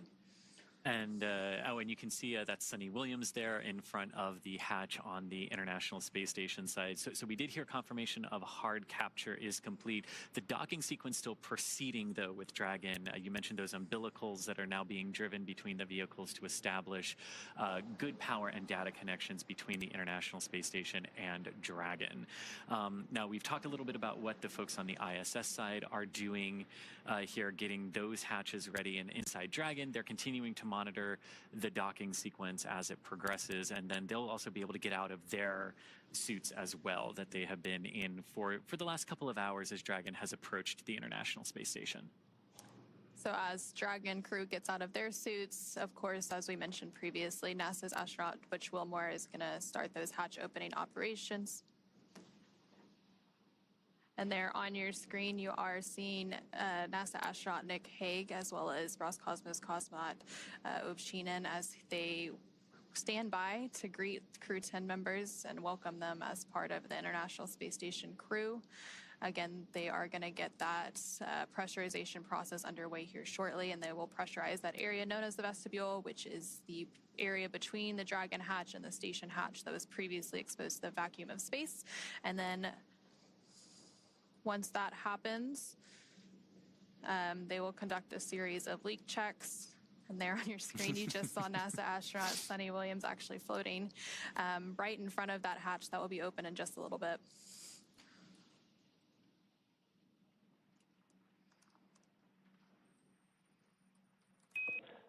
Dragon, SpaceX on the big loop. Docking sequence complete. Ground will be enabling hardline power and comm connections shortly. You are go to doff suits per procedure 4.012. Crew 10, welcome aboard the International Space Station.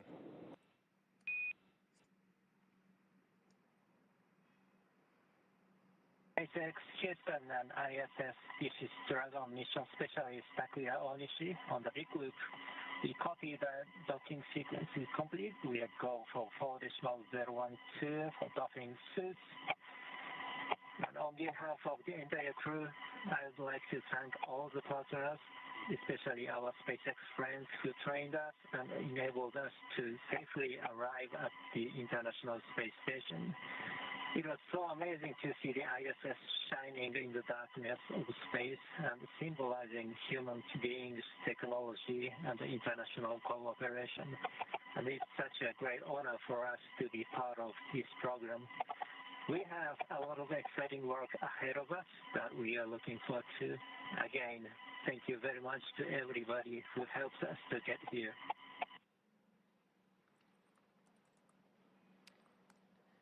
And there you just heard some really nice words between Crew 10 as they have now arrived at the International Space Station. We do have that confirmation of hard capture complete.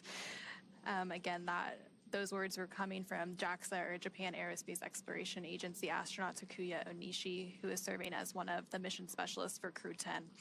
And so now with Dragon successfully and safely docked. And Houston copies all. Welcome to the International Space Station, Crew 10. We look forward to your work and the spirit of cooperation with which you've arrived.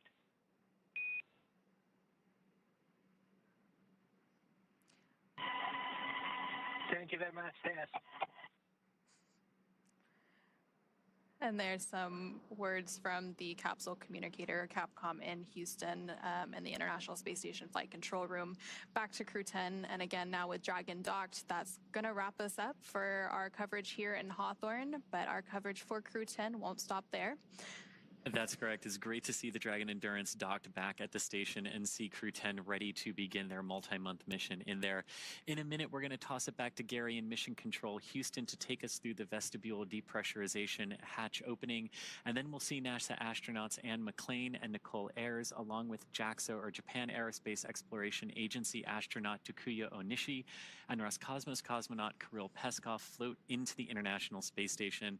But first, let's do a quick recap of how we got here. The crew suited up yesterday before their launch and then had their ride to the pads in those sleek-looking Teslas before ingressing an even sleeker-looking Dragon. They lifted off right on time from the Kennedy Space Center at Pad 39A at 7:03 p.m. Eastern Time on Friday, March 14th. Stage 1 successfully returned to a landing at Landing Zone 1 for recovery and reuse a few minutes later. Dragon separated from the second stage of Falcon 9, and once it was safely in orbit, deployed its nose cone to reveal that docking adapter and all the navigation aids needed to get to the International Space Station. Dragon also completed 5 major burns on its journey to the International Space Station, coming in for a docking at 9:04 p.m. Pacific Time, 11:04 p.m. Central Time today, March 15th, 2025. And it was Dragon's 10th crew rotation mission for NASA and the Commercial Crew Program. That's right. And now that Crew 10 has arrived to the International Space Station, we are looking ahead to the return of Crew 9. And we will be taking you along as they return home after their long duration stay on board the International Space Station. Teams will be assessing return dates, which will then be announced on nasa.gov. So be sure to tune in as NASA and SpaceX will then bring you live coverage every step of their return home. And you can also follow SpaceX and NASA on social media for real-time updates. But thank you again for watching our coverage of docking, and go NASA, go SpaceX, and go to Crew 10 and Crew 9. For those of you watching on X, please head over to NASA Plus to follow the coverage of hatch opening and welcoming live. So thanks everyone for joining us here in Hawthorne. Thank you specifically to Anna for joining us from Johnson Space Center. And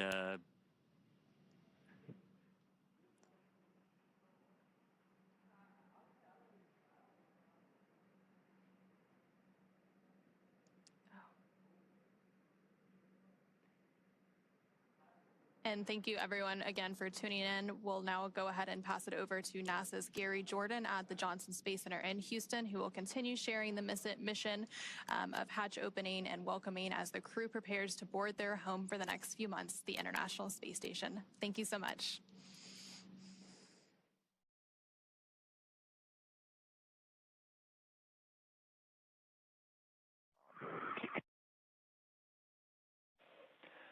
Talk SpaceX on the big loop. We've got you loud and clear for the cabin mic comm check. Okay, we have you loud and clear.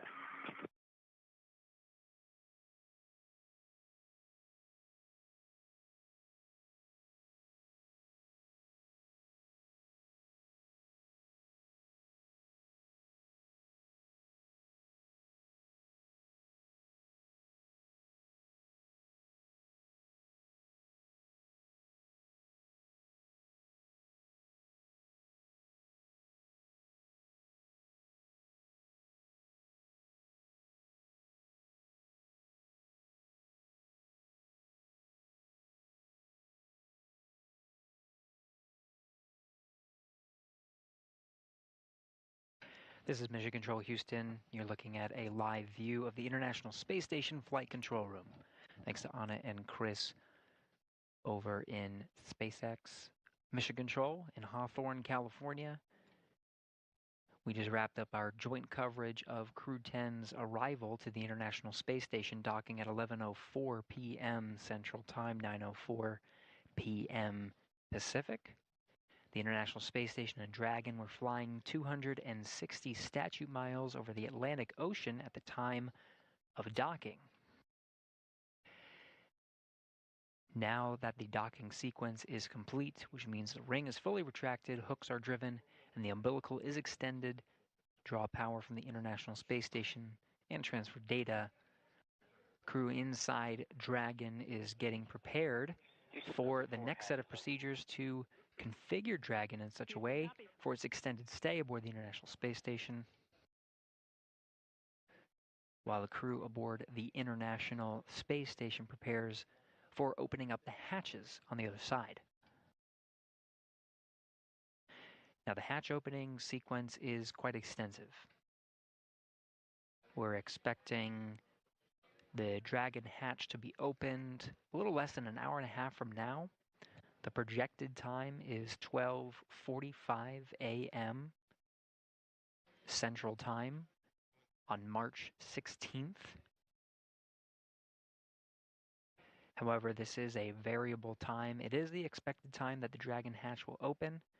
Shortly after, we are planning a welcome ceremony as well as a farewell ceremony, given a shorter duration handover period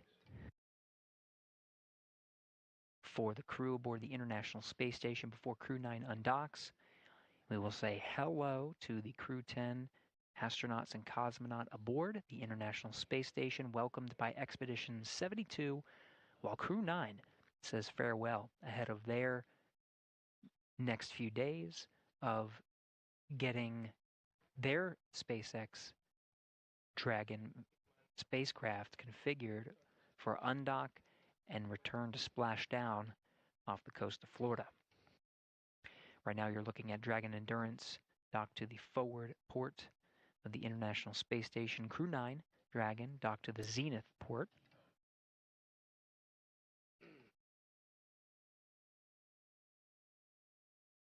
These views provided by an external camera on the exposed facility outside of the Japanese module.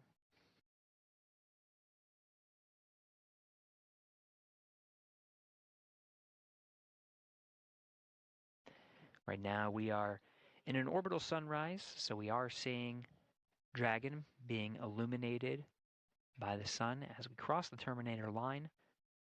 We're just west off the coast of South Africa now, 267 statute miles right above that coast, in fact, on a southeast trajectory, heading into an orbital daytime, starting to see the horizon of Earth being illuminated by this view. We're again following the procedures inside the International Space Station. We've been hearing the voice of NASA astronaut Nick Hague, whose responsibility for the past few hours has been the monitoring task of Crew 10's arrival to the International Space Station, receiving data via a common communications for visiting vehicles link between the International Space Station and Dragon, providing telemetry and allowing Hague to monitor Dragon's safe approach, docking again at 11:04 p.m. Central Time. Now that Dragon is docked and the crew is getting ready to open the hatch on the International Space Station side, it's Butch Wilmore who is tasked with the responsibility of opening up the hatches. In fact, he's in the Node 2 module right now. The Node 2 forward hatch is open. Throughout our coverage today, it will take some time to open up those hatches. It's quite a lengthy procedure that needs to be done carefully, and we will be continuing to orbit the Earth, handing over between our coverage of TDRS satellites that are providing video from the International Space Station. We're now in a short handover period and expecting to regain those views very shortly. But for now, you're seeing the International Space Station flight control teams here in Houston, Texas. It's Allison Bollinger, that is the flight director for today. Dragon on Dragon to ground. On Dragon to ground.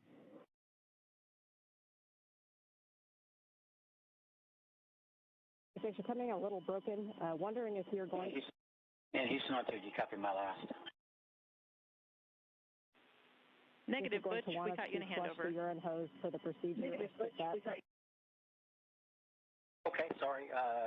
Stabilization valve, APAS was open at 0426, close to 042730. Beat us to it. We were going to give you that call when you were drying your suits, but in section 5 of 4.400, we're going to have you guys wave every step but the last one. How copy? If your last call cut out, say again for urine hose. And repeating my last, but for that call in section 5 of 4.400, we are not going to have you perform any steps except for the last one. How copy?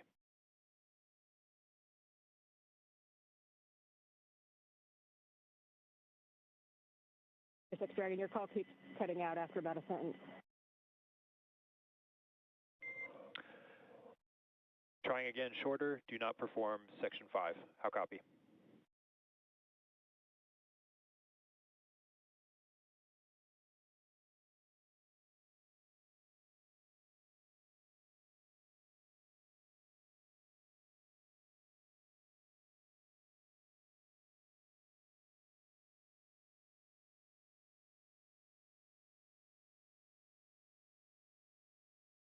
Dragon on Dragon to ground.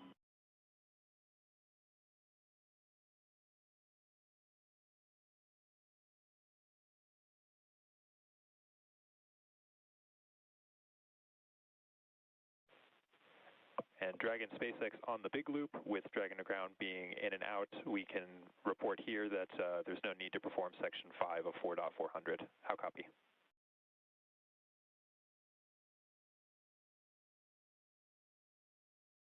SpaceX Dragon, copy on the big loop. We can skip section 5 of 4.400. That's a good readback.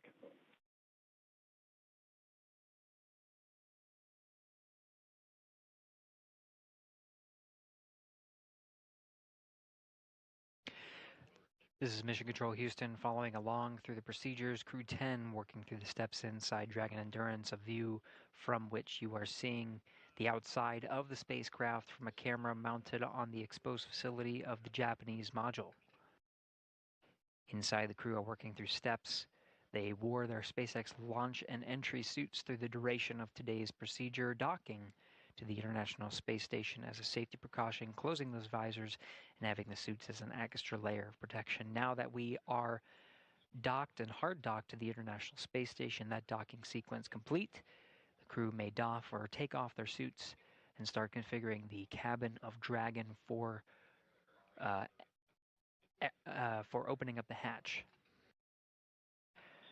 You'll hear some of those communications through Dragon to ground, those communications intended for the Dragon crew. Some of the communications you'll hear on the big loop and the space to ground loops, because there are crews on both sides of that hatch working to welcome the crew aboard.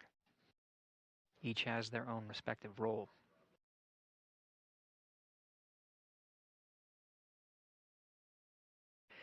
Again, while the Endurance crew works to doff their suits and configure the Dragon cabin, International Space Station flight engineers working to open up the hatches and welcome the crew aboard.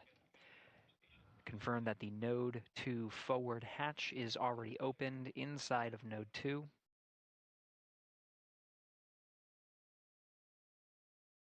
Next will be the APAS hatch. The APAS hatch is the last hatch on the International Space Station side. There is a vestibule that separates that hatch from the Dragon hatch, and that vestibule right now is at vacuum. Part of the procedures that the crew will undergo, namely NASA astronaut Butch Wilmore, will be to turn a valve and introduce air into that vestibule, bringing it up to pressure. Pressure inside the International Space Station and Dragon is that of sea level, 14.7 psi. The procedure to take that vestibule up to vacuum is slow and steady. They make sure that there are no leaks at about 5 pounds per square inch, settling there, making sure that there are no leaks present before bringing it fully up to pressure at 14.7 psi. ISS power connection established.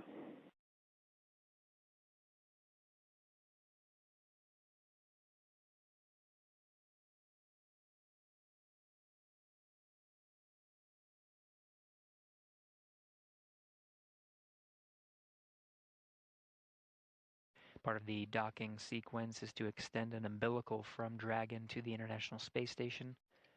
That provides power and communication drawn from the station to Dragon, so Dragon no longer has to rely on battery power. And the solar arrays that you can see, the black paneled section at the trunk from this view, that call was confirming that power is successfully being drawn from the International Space Station into Dragon. Dragon no longer needing to rely on battery power.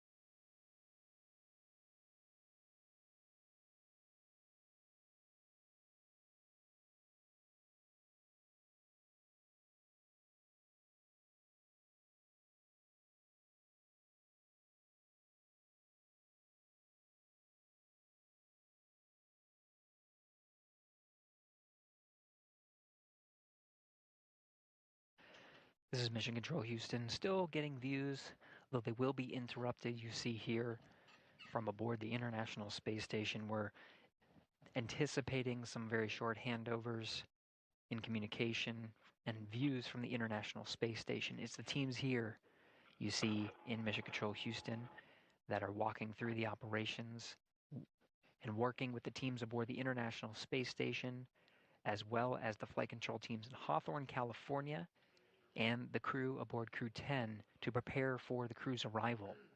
It'll be this team that witnesses the welcome of Crew 10 aboard the International Space Station when hatches open and the crew floats aboard.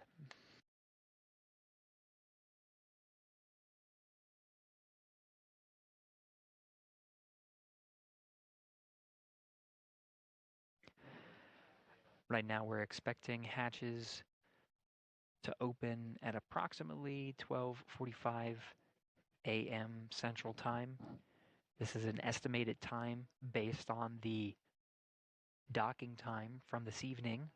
Again, that was 11:04 p.m.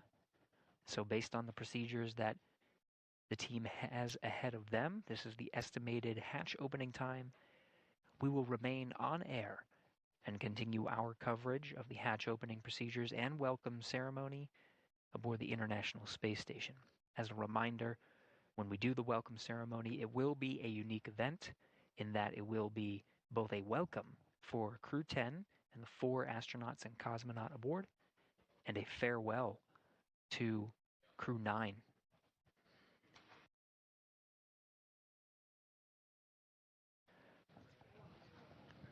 This is due to a shortened period between the arriving spacecraft and the departing spacecraft, and the series of procedures that the astronauts need to undergo to prepare for departure.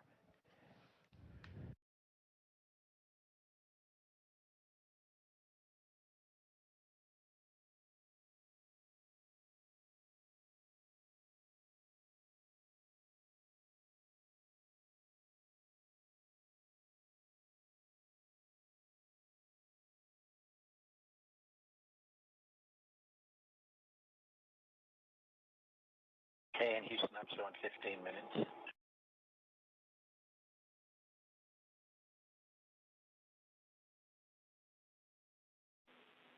Butch, we copy. We are still assessing.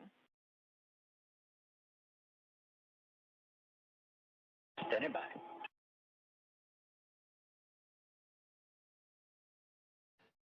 Tess Caswell is the Capcom here in the room today. In the blue blazer, Allison Bollinger in the green blazer. She's the flight director leading the teams here in Houston.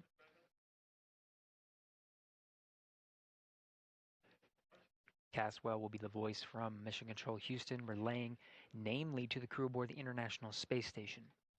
Through these hatch opening procedures, it's Caswell's responsibility to communicate with the crew inside station. This includes NASA astronaut Butch Wilmore, tasked with the hatch opening procedures, as well as Nick Hague, who is in the monitoring role during Crew 10's arrival and docking, or approach and docking to the International Space Station.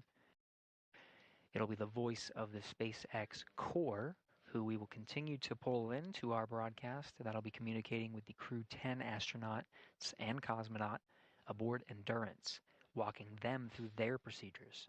We already heard them talking specifics about procedures needed for suit doffing. This means taking off their launch and entry suits that are necessary for the critical phase that is contact and capture of Dragon to the International Space Station. Once they go through that dynamic phase, they are taking off their suits and putting on something a little bit more comfortable. They will not be in their SpaceX launch and entry suits when they enter the hatch and are welcomed by the crew.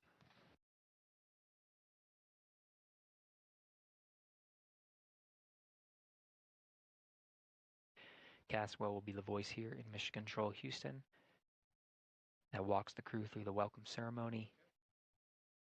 Again, that will be the formal greeting. We'll see all 11 crew members aboard Expedition 72 in Node 2 of the station. This is at the very forward end, and it is the forward hatch that will be opened and is opened currently, the Node 2 forward hatch. and where Dragon Endurance is currently docked, the forward end of the space station. It is the teams here that are walking the astronauts through the procedures to open up those hatches. Views are expected to be regained from space momentarily. It is Butch Wilmore who is tasked with the responsibility of the hatch opening procedures. You can see the Node 2 forward hatch. Now that we have views again, the white circle deeper into the hatch, and that pathway down there behind the hatch is called the pressurized mating adapter. It's that white hatch right there that is the A-pass hatch.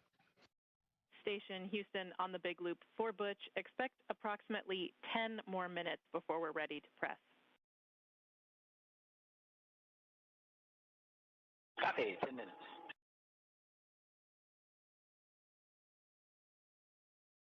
Prior to Dragon's arrival at the International Space Station, the International Docking Adapter, which is on the other side of the hatch, just right there, has been exposed to vacuum and the harsh conditions of space, being exposed to intense sunlight and sunsets, plus 200 degrees Fahrenheit and minus 200 degrees Fahrenheit in sun and shade, respectively.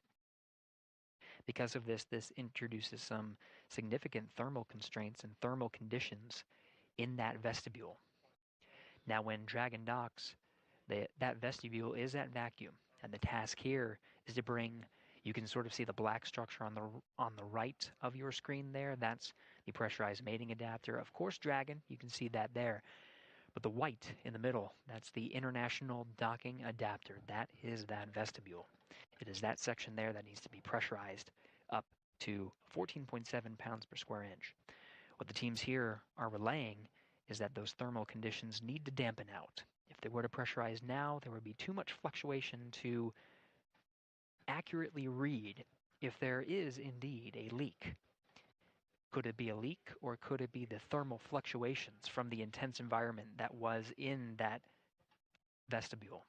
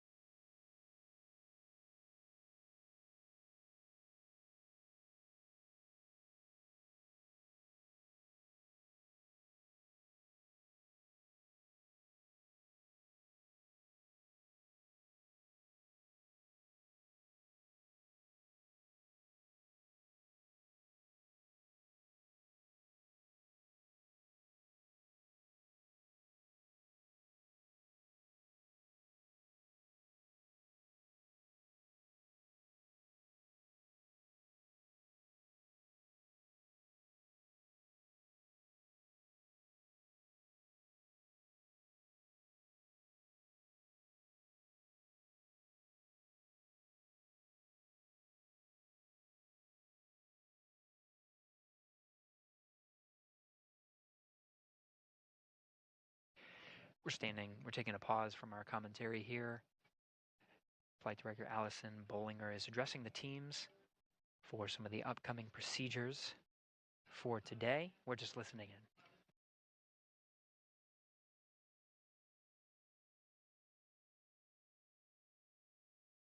Dragon on the big loop in Dragon procedure 4.012, step 5, alpha 6, suits are drying. Copy, we're with you for suit drying.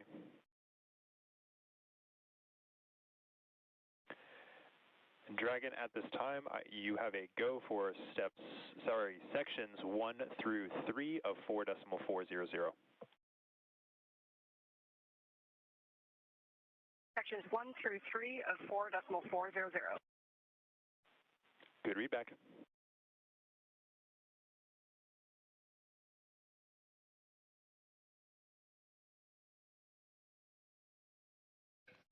As we get live views from here at Mission Control Houston, the calls you heard were of Commander Ann McClain inside Dragon Endurance, speaking with the core, the equivalent Capcom role over at Mission Control, the SpaceX's Mission Control over in Hawthorne, California. You heard that they completed their suit doffing and are now drying their suits, setting them aside, going through the next steps of procedures. Meanwhile, inside the International Space Station, the crew is preparing, the Expedition 72 crew is preparing for Crew 10's arrival. An excited NASA astronaut Suni Williams with camera in tow, getting ready to welcome the crew.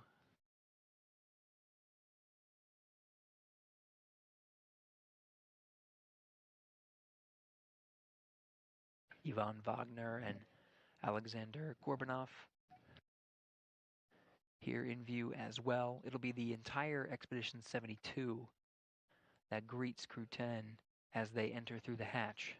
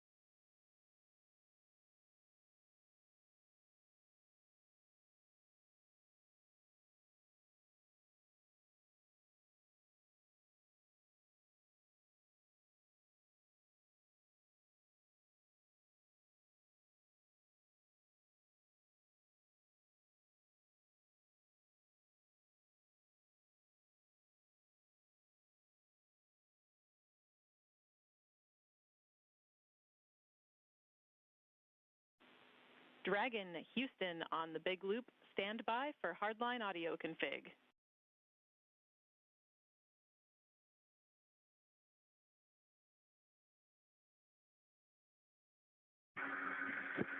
Dragon copy, standing by.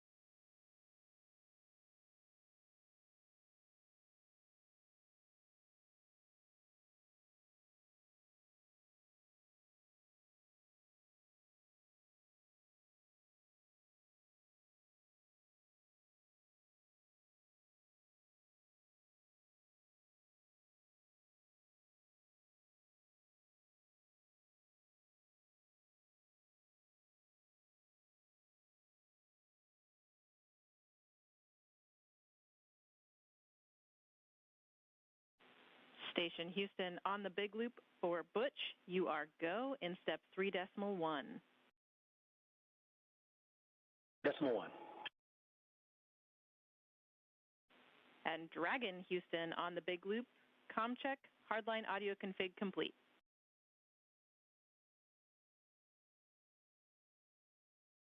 And Houston Dragon, I have 11 clear. Help me. Loud and clear, talk.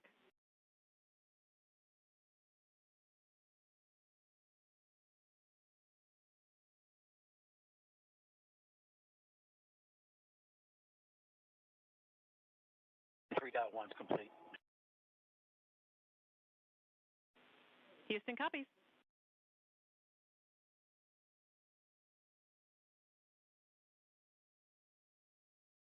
I'll just wait for your go at 3.2. Copy.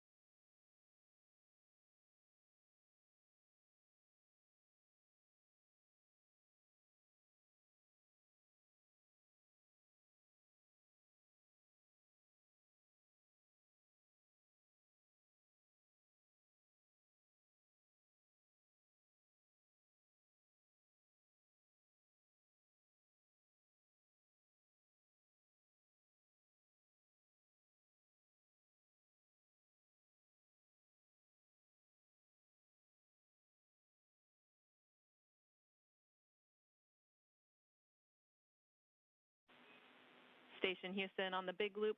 Butch, you are go in step 3.2. 3.2.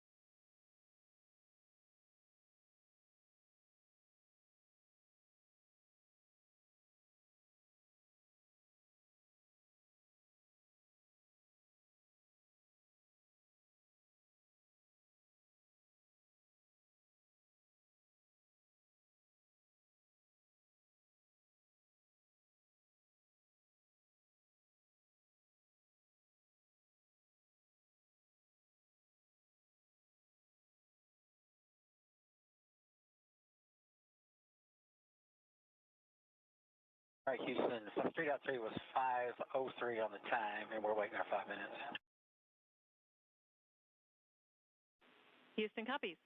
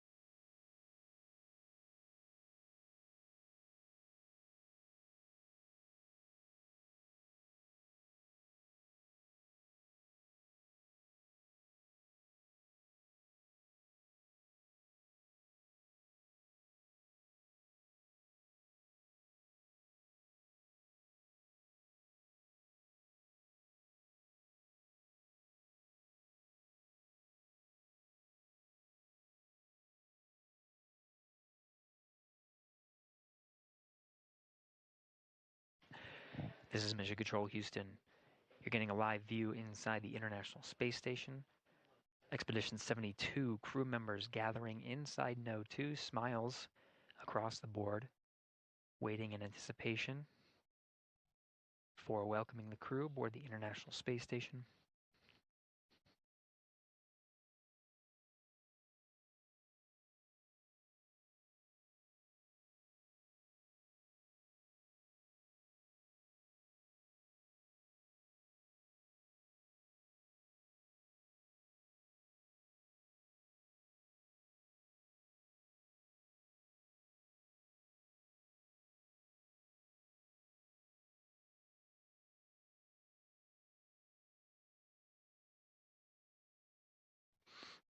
So what the crew is doing right now is, of course, on the timeline really is the welcome of Crew 10 to the International Space Station. Now in the back end there of the pressurized mating adapter, you can see the hatch, and there's sort of center of your view. This is where we're going to see Crew 10 being welcomed. The hatch on the far end there is called the A-Pass hatch. This is on the station side. That one, they're still waiting for a go to go ahead and open that up. There's still another hatch once the A-Pass hatch is open. That's the Dragon hatch. That's the time that will report that hatches are open. There are 3 that are needed to connect the Dragon crew with the station crew. The A-Pass hatch, of course, on the other side is the vestibule. Once the vestibule is pressurized from vacuum up to the same pressure that's inside the International Space Station, that's 14.7 psi, we should be expecting NASA astronaut Butch Wilmore, who is the astronaut tasked with hatch opening procedures, to go through. We're in 5 minutes. We're going to open the hatch.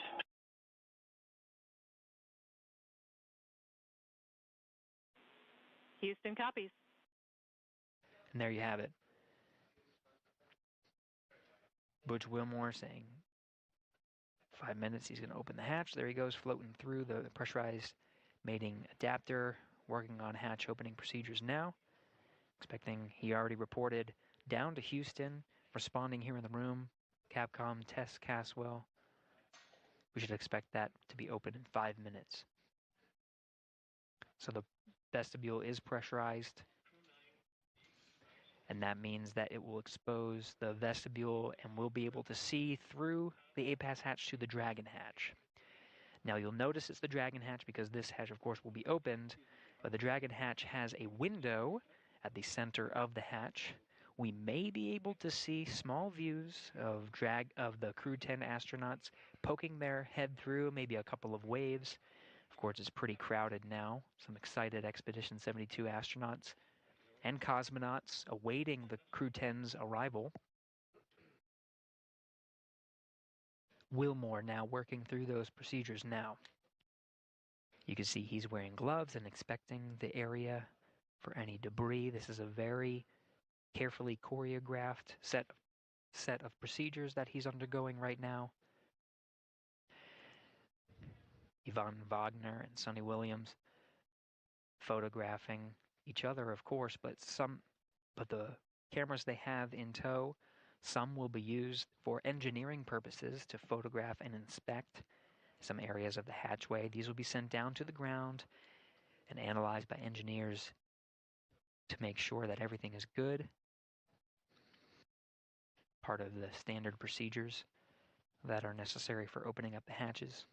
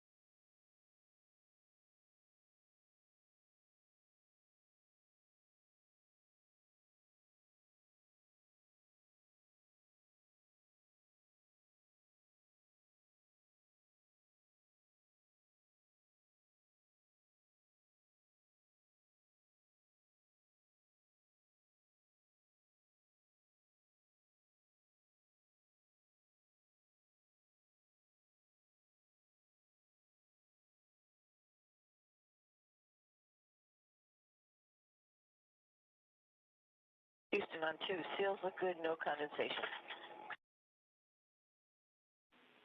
Houston copies.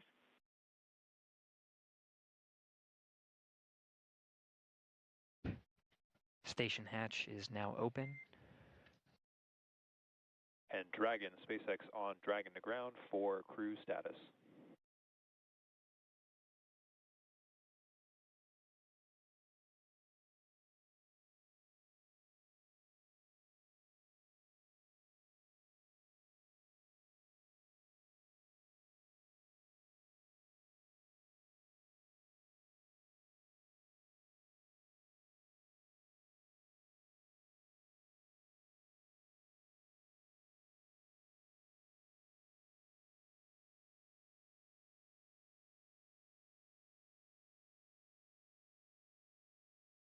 Dragon's Vapor on Dragon to ground. Go ahead.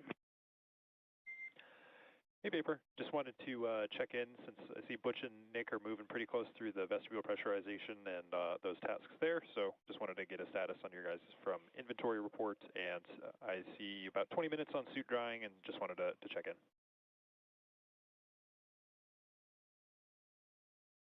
Yep, we're tracking about 20 minutes on suit drying as well. You've got 1.5 of us changed, and then the other 2 are doing the inventory and packing right now, and we'll get you the water and food inventory soon. Okay, SpaceX copies all.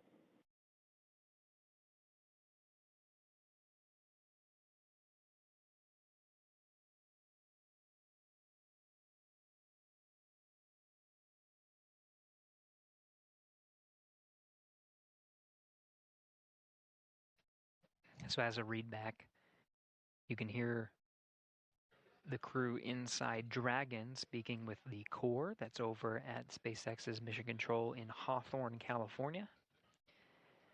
The crew on the other side of the Dragon hatch does have some procedures to go through. You heard they have some time on the suit drying, and then they have additional procedures ahead of them before they open up their hatch.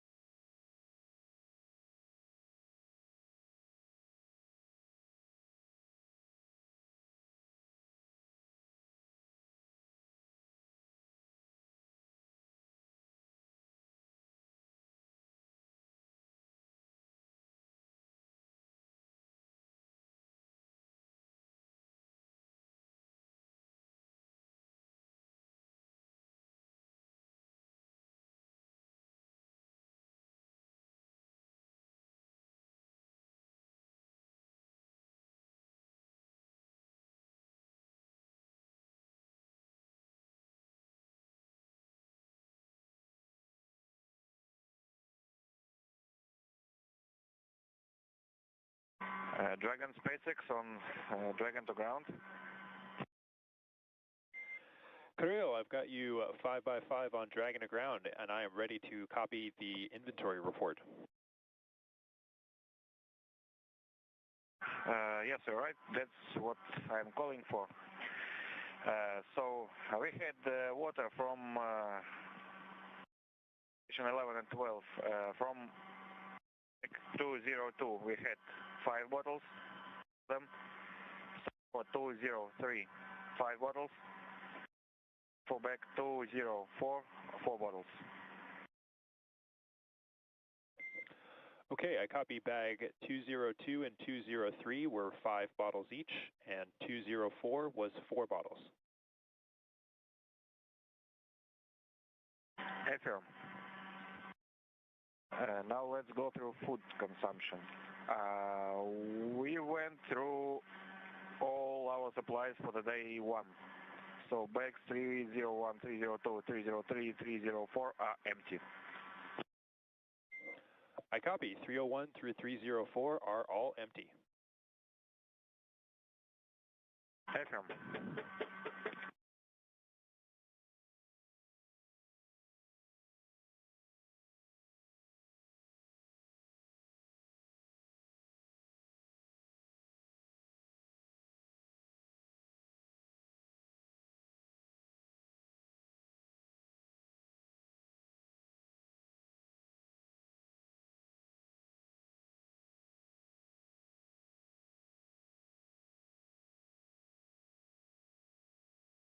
In Houston, we're up to step 4.9.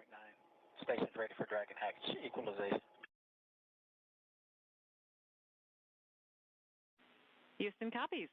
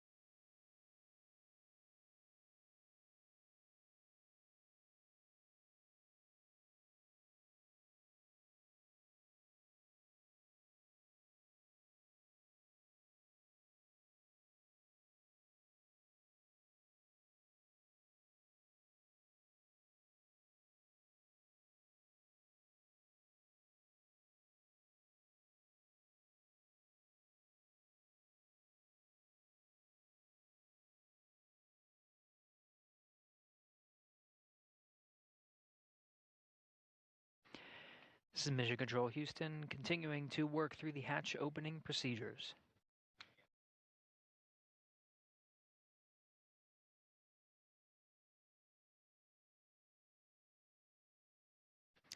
Outside of some of the channels that we patched through, that's part of the Big Loop communications.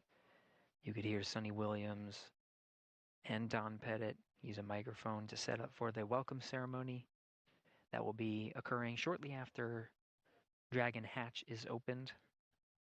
Once again, the APAS hatch is opened. You can see the crew in the back has been configuring the hatch.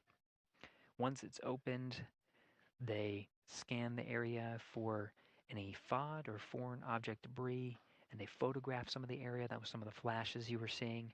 Those images are downlinked to teams here on the ground, engineers that analyze and make sure that everything's safe. As precautionary measures, they detach the docking target. That's an extended pole that sticks out from the center of the APAS hatch on the other side. That was used as literally the target that we saw as Dragon was approaching the forward hatch. So that was removed. The hatch itself is covered with some fabric. All of these safety measures to protect the crew as they ingress into the International Space Station and again are greeted by the Expedition 72 crew. Now on the other side of the hatch, the Dragon crew has their own set of procedures, while the station crew is focused on ensuring that hatch opening procedures are underway. They go through those step-by-step written procedures that have been directed and sent up to them from the ground to make sure they're doing everything safely. The same thing is happening on the Dragon side. The teams in Hawthorne, SpaceX teams, are walking the Dragon crew through their closeout procedures. They have to dry their suits. They have to change into their garments that they'll wear for the welcome ceremony, similar to, polos and attire that you see here. We'll see the Dragon crew wearing, ideally, something similar, and they'll. Dragon on the big loop.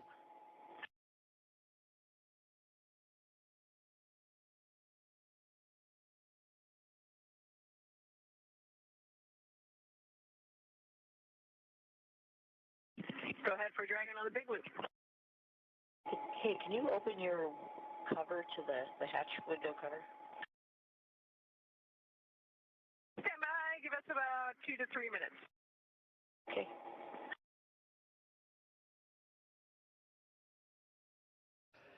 The excitement in the International Space Station is real, Suni Williams. Over the big loop again, the big loop configures the audio channels such that the crew inside the station can communicate directly with the crew inside Dragon. At the same time, those audio loops are patched through to control centers here in Houston as well as the SpaceX Mission Control in Hawthorne, California. Everybody can talk on this loop. Suni Williams, of course, eager to greet Crew 10 and welcome them aboard.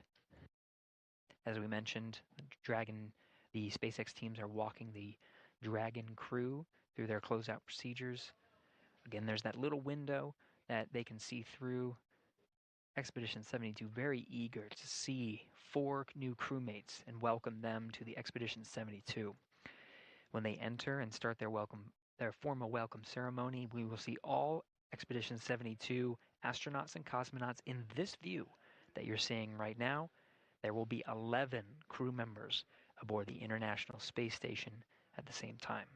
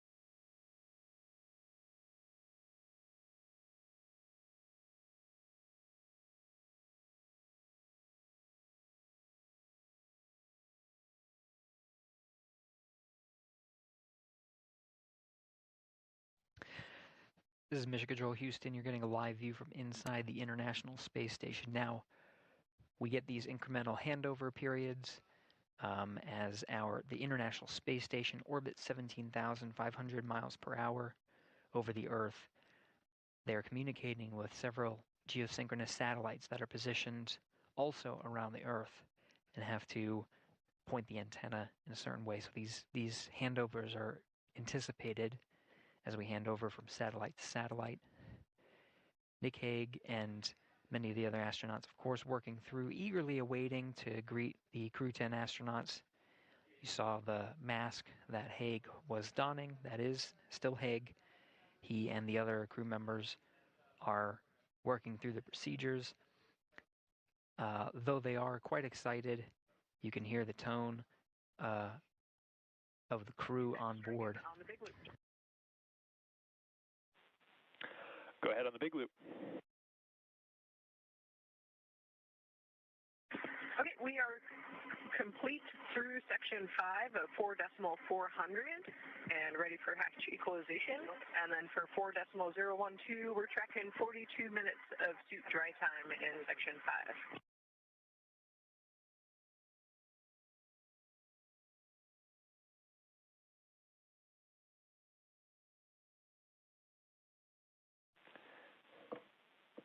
And copy, Dragon, standby 1.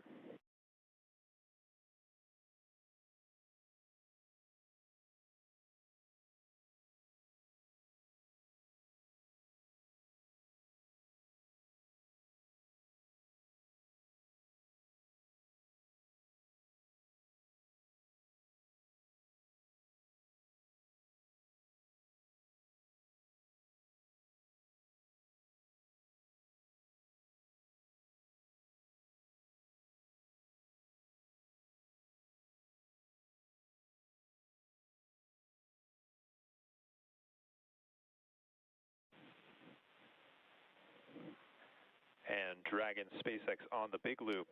At this time, you guys are go for hatch opening per decal, followed by your remaining actions in section 6 of 4.400.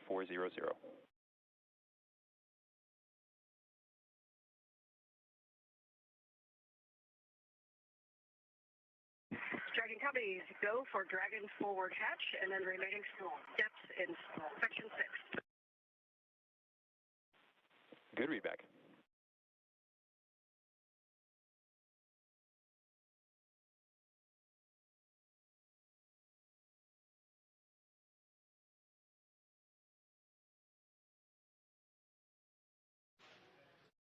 So you heard that call on the big loop. Crew inside Endurance is getting ready to open up that hatch. Of course, the crew, Expedition 72 crew, has gone through their procedures to safely open up the hatch. You saw a couple of photographs. You see in frame there on the bottom left, Yvonne Wagner doing some closeout photography, as well as a few of the other Expedition 72 crew.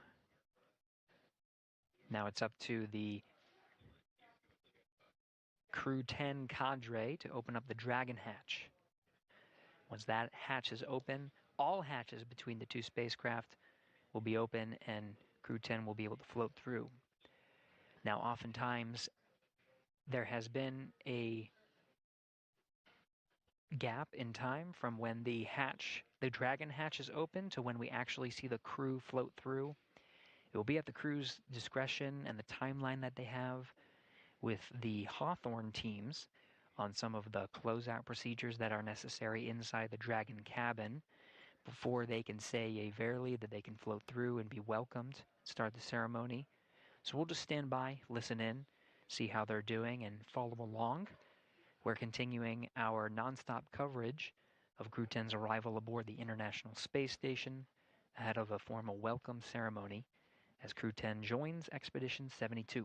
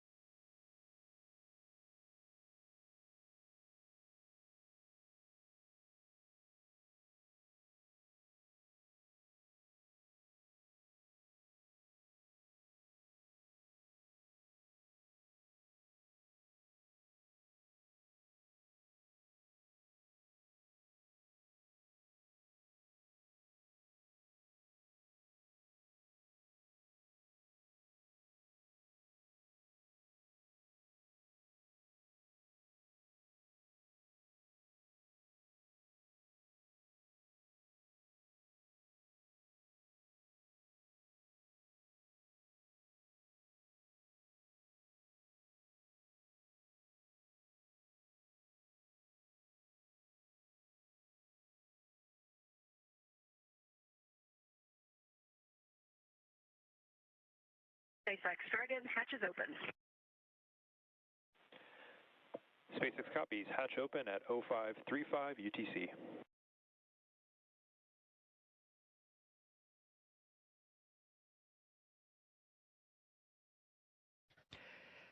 And there it is, confirmation that the Dragon hatch is open. That time of hatch opening is 12:35 a.m. Central Time on March 16th, 2025.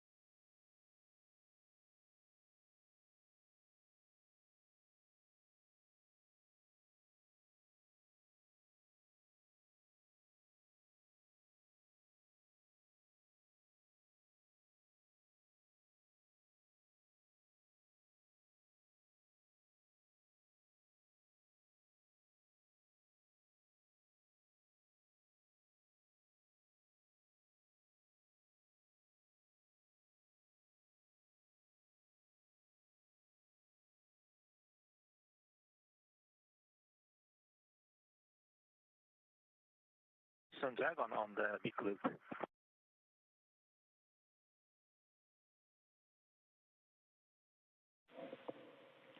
Go ahead, talk. We are in step 6.1 of the procedure 2.102 Crew Dragon ISS and IMV duct installation complete, and you guys go for IMV fan activation.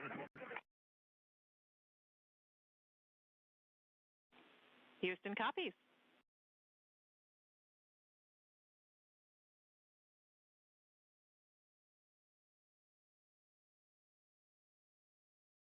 And Houston Dragon, do we have a go for YO cartridge config?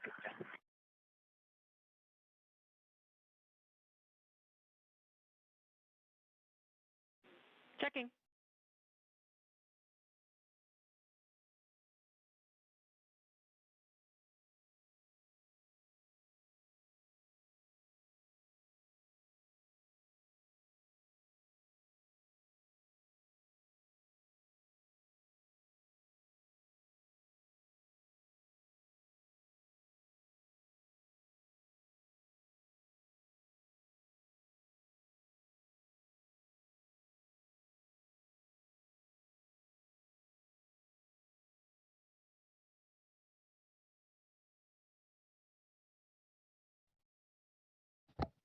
Standing by for words from Expedition 72. You see the bell in position that will be rung. Audio will be streamed down of the bell welcoming the crew. More Expedition 72 members coming through. Houston, you are go in step 6.3.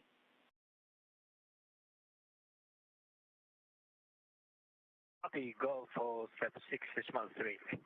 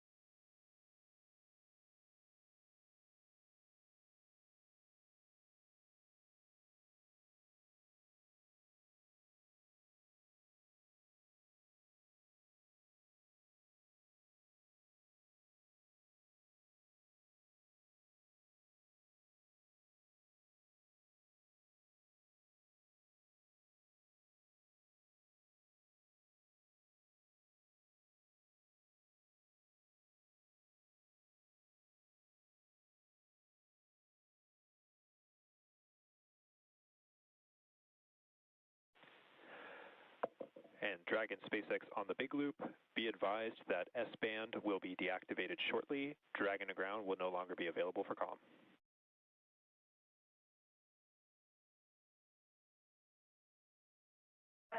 Dragon copy.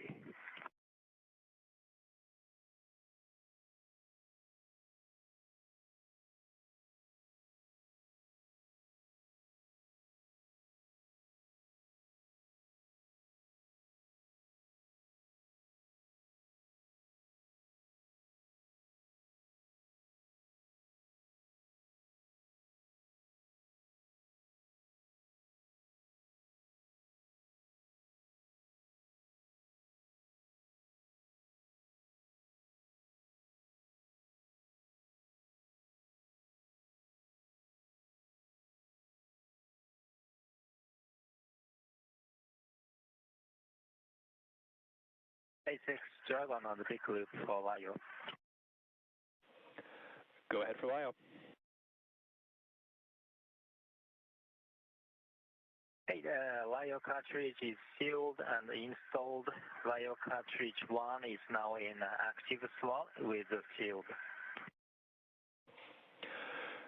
We copy. LIO cartridge 1 is sealed and installed in the active slot at approximately 0542 UTC.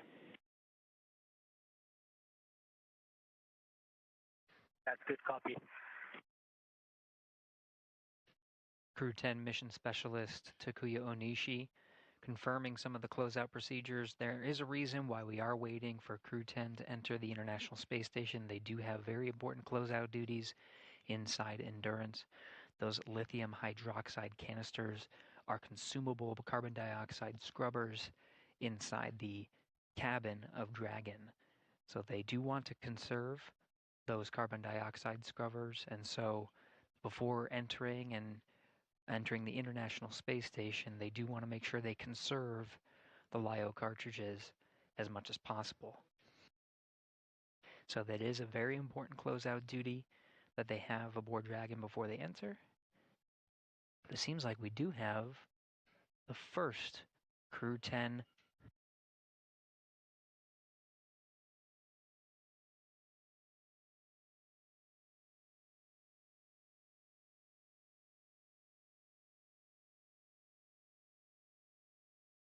Onishi, the first Crew 10 astronaut through the hatch, followed by Peskov,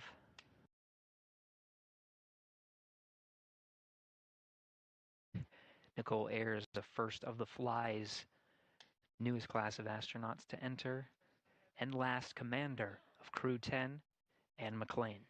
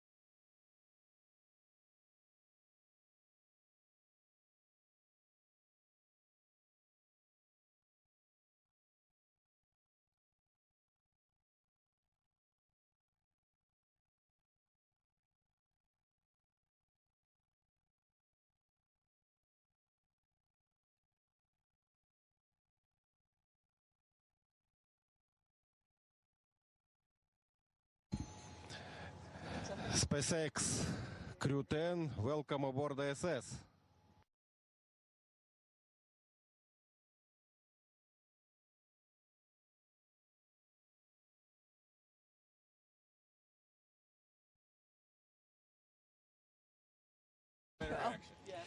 Well, hey, everybody down there on Earth. You're not hot on the mic. I know. Is the receiver? Oh, yeah, we're on. Okay, got it. Okay. All right, They changed it the last minute. Got it. thought I lost my touch there for a sec. Hey, Crew 10 has had a great journey up here, about 28 hours to get back up to the space station, and I cannot tell you the immense joy of our crew when we looked out the window and we saw the space station for the first time. Returning for a couple of people, very first time for a couple of people. And let me tell you, that is such an amazing journey. You can hardly even put it into words. The ride up on the Falcon 9, orbiting the Earth for the last couple of days, it's been absolutely incredible, and it is something that none of us could do by ourselves. As we've said before, you cannot be great without the greatness of others, and I tell you, the greatness of the ground control teams have really shined through in the last few days getting us up here safely. Thank you very, very much.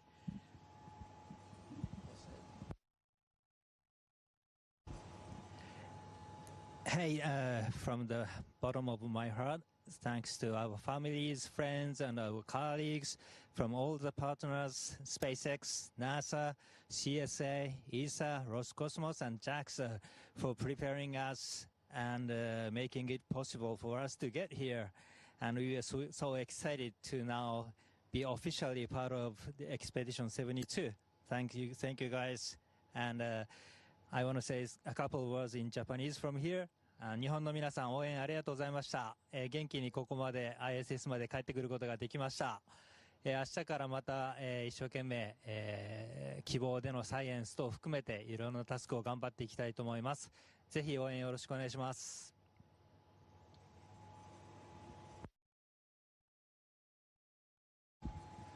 Okay, thank you. Thanks a lot. Thanks a lot one more time to SpaceX and NASA for this wonderful ride. That was really fun. And thanks to all the world's aerospace industry, which works to make the dreams to come true and to take us further and further. That's really wonderful. Thanks to everyone working there. И спасибо, конечно же, отдельно это Роскосмосу и Центру подготовки космонавтов за знания и опыт, которые привели меня сюда. Будем работать славно, работать дружно во имя, во благо всего человечества. Передаю микрофон.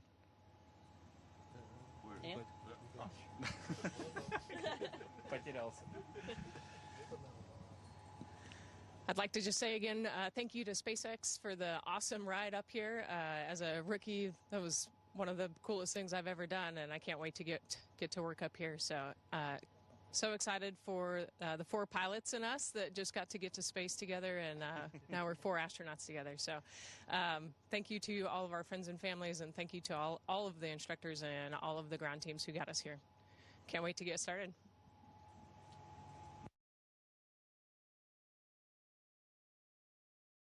And Houston, thank you for tuning in this early morning. It was a wonderful day. Great to see our friends arrive. So thank you so much.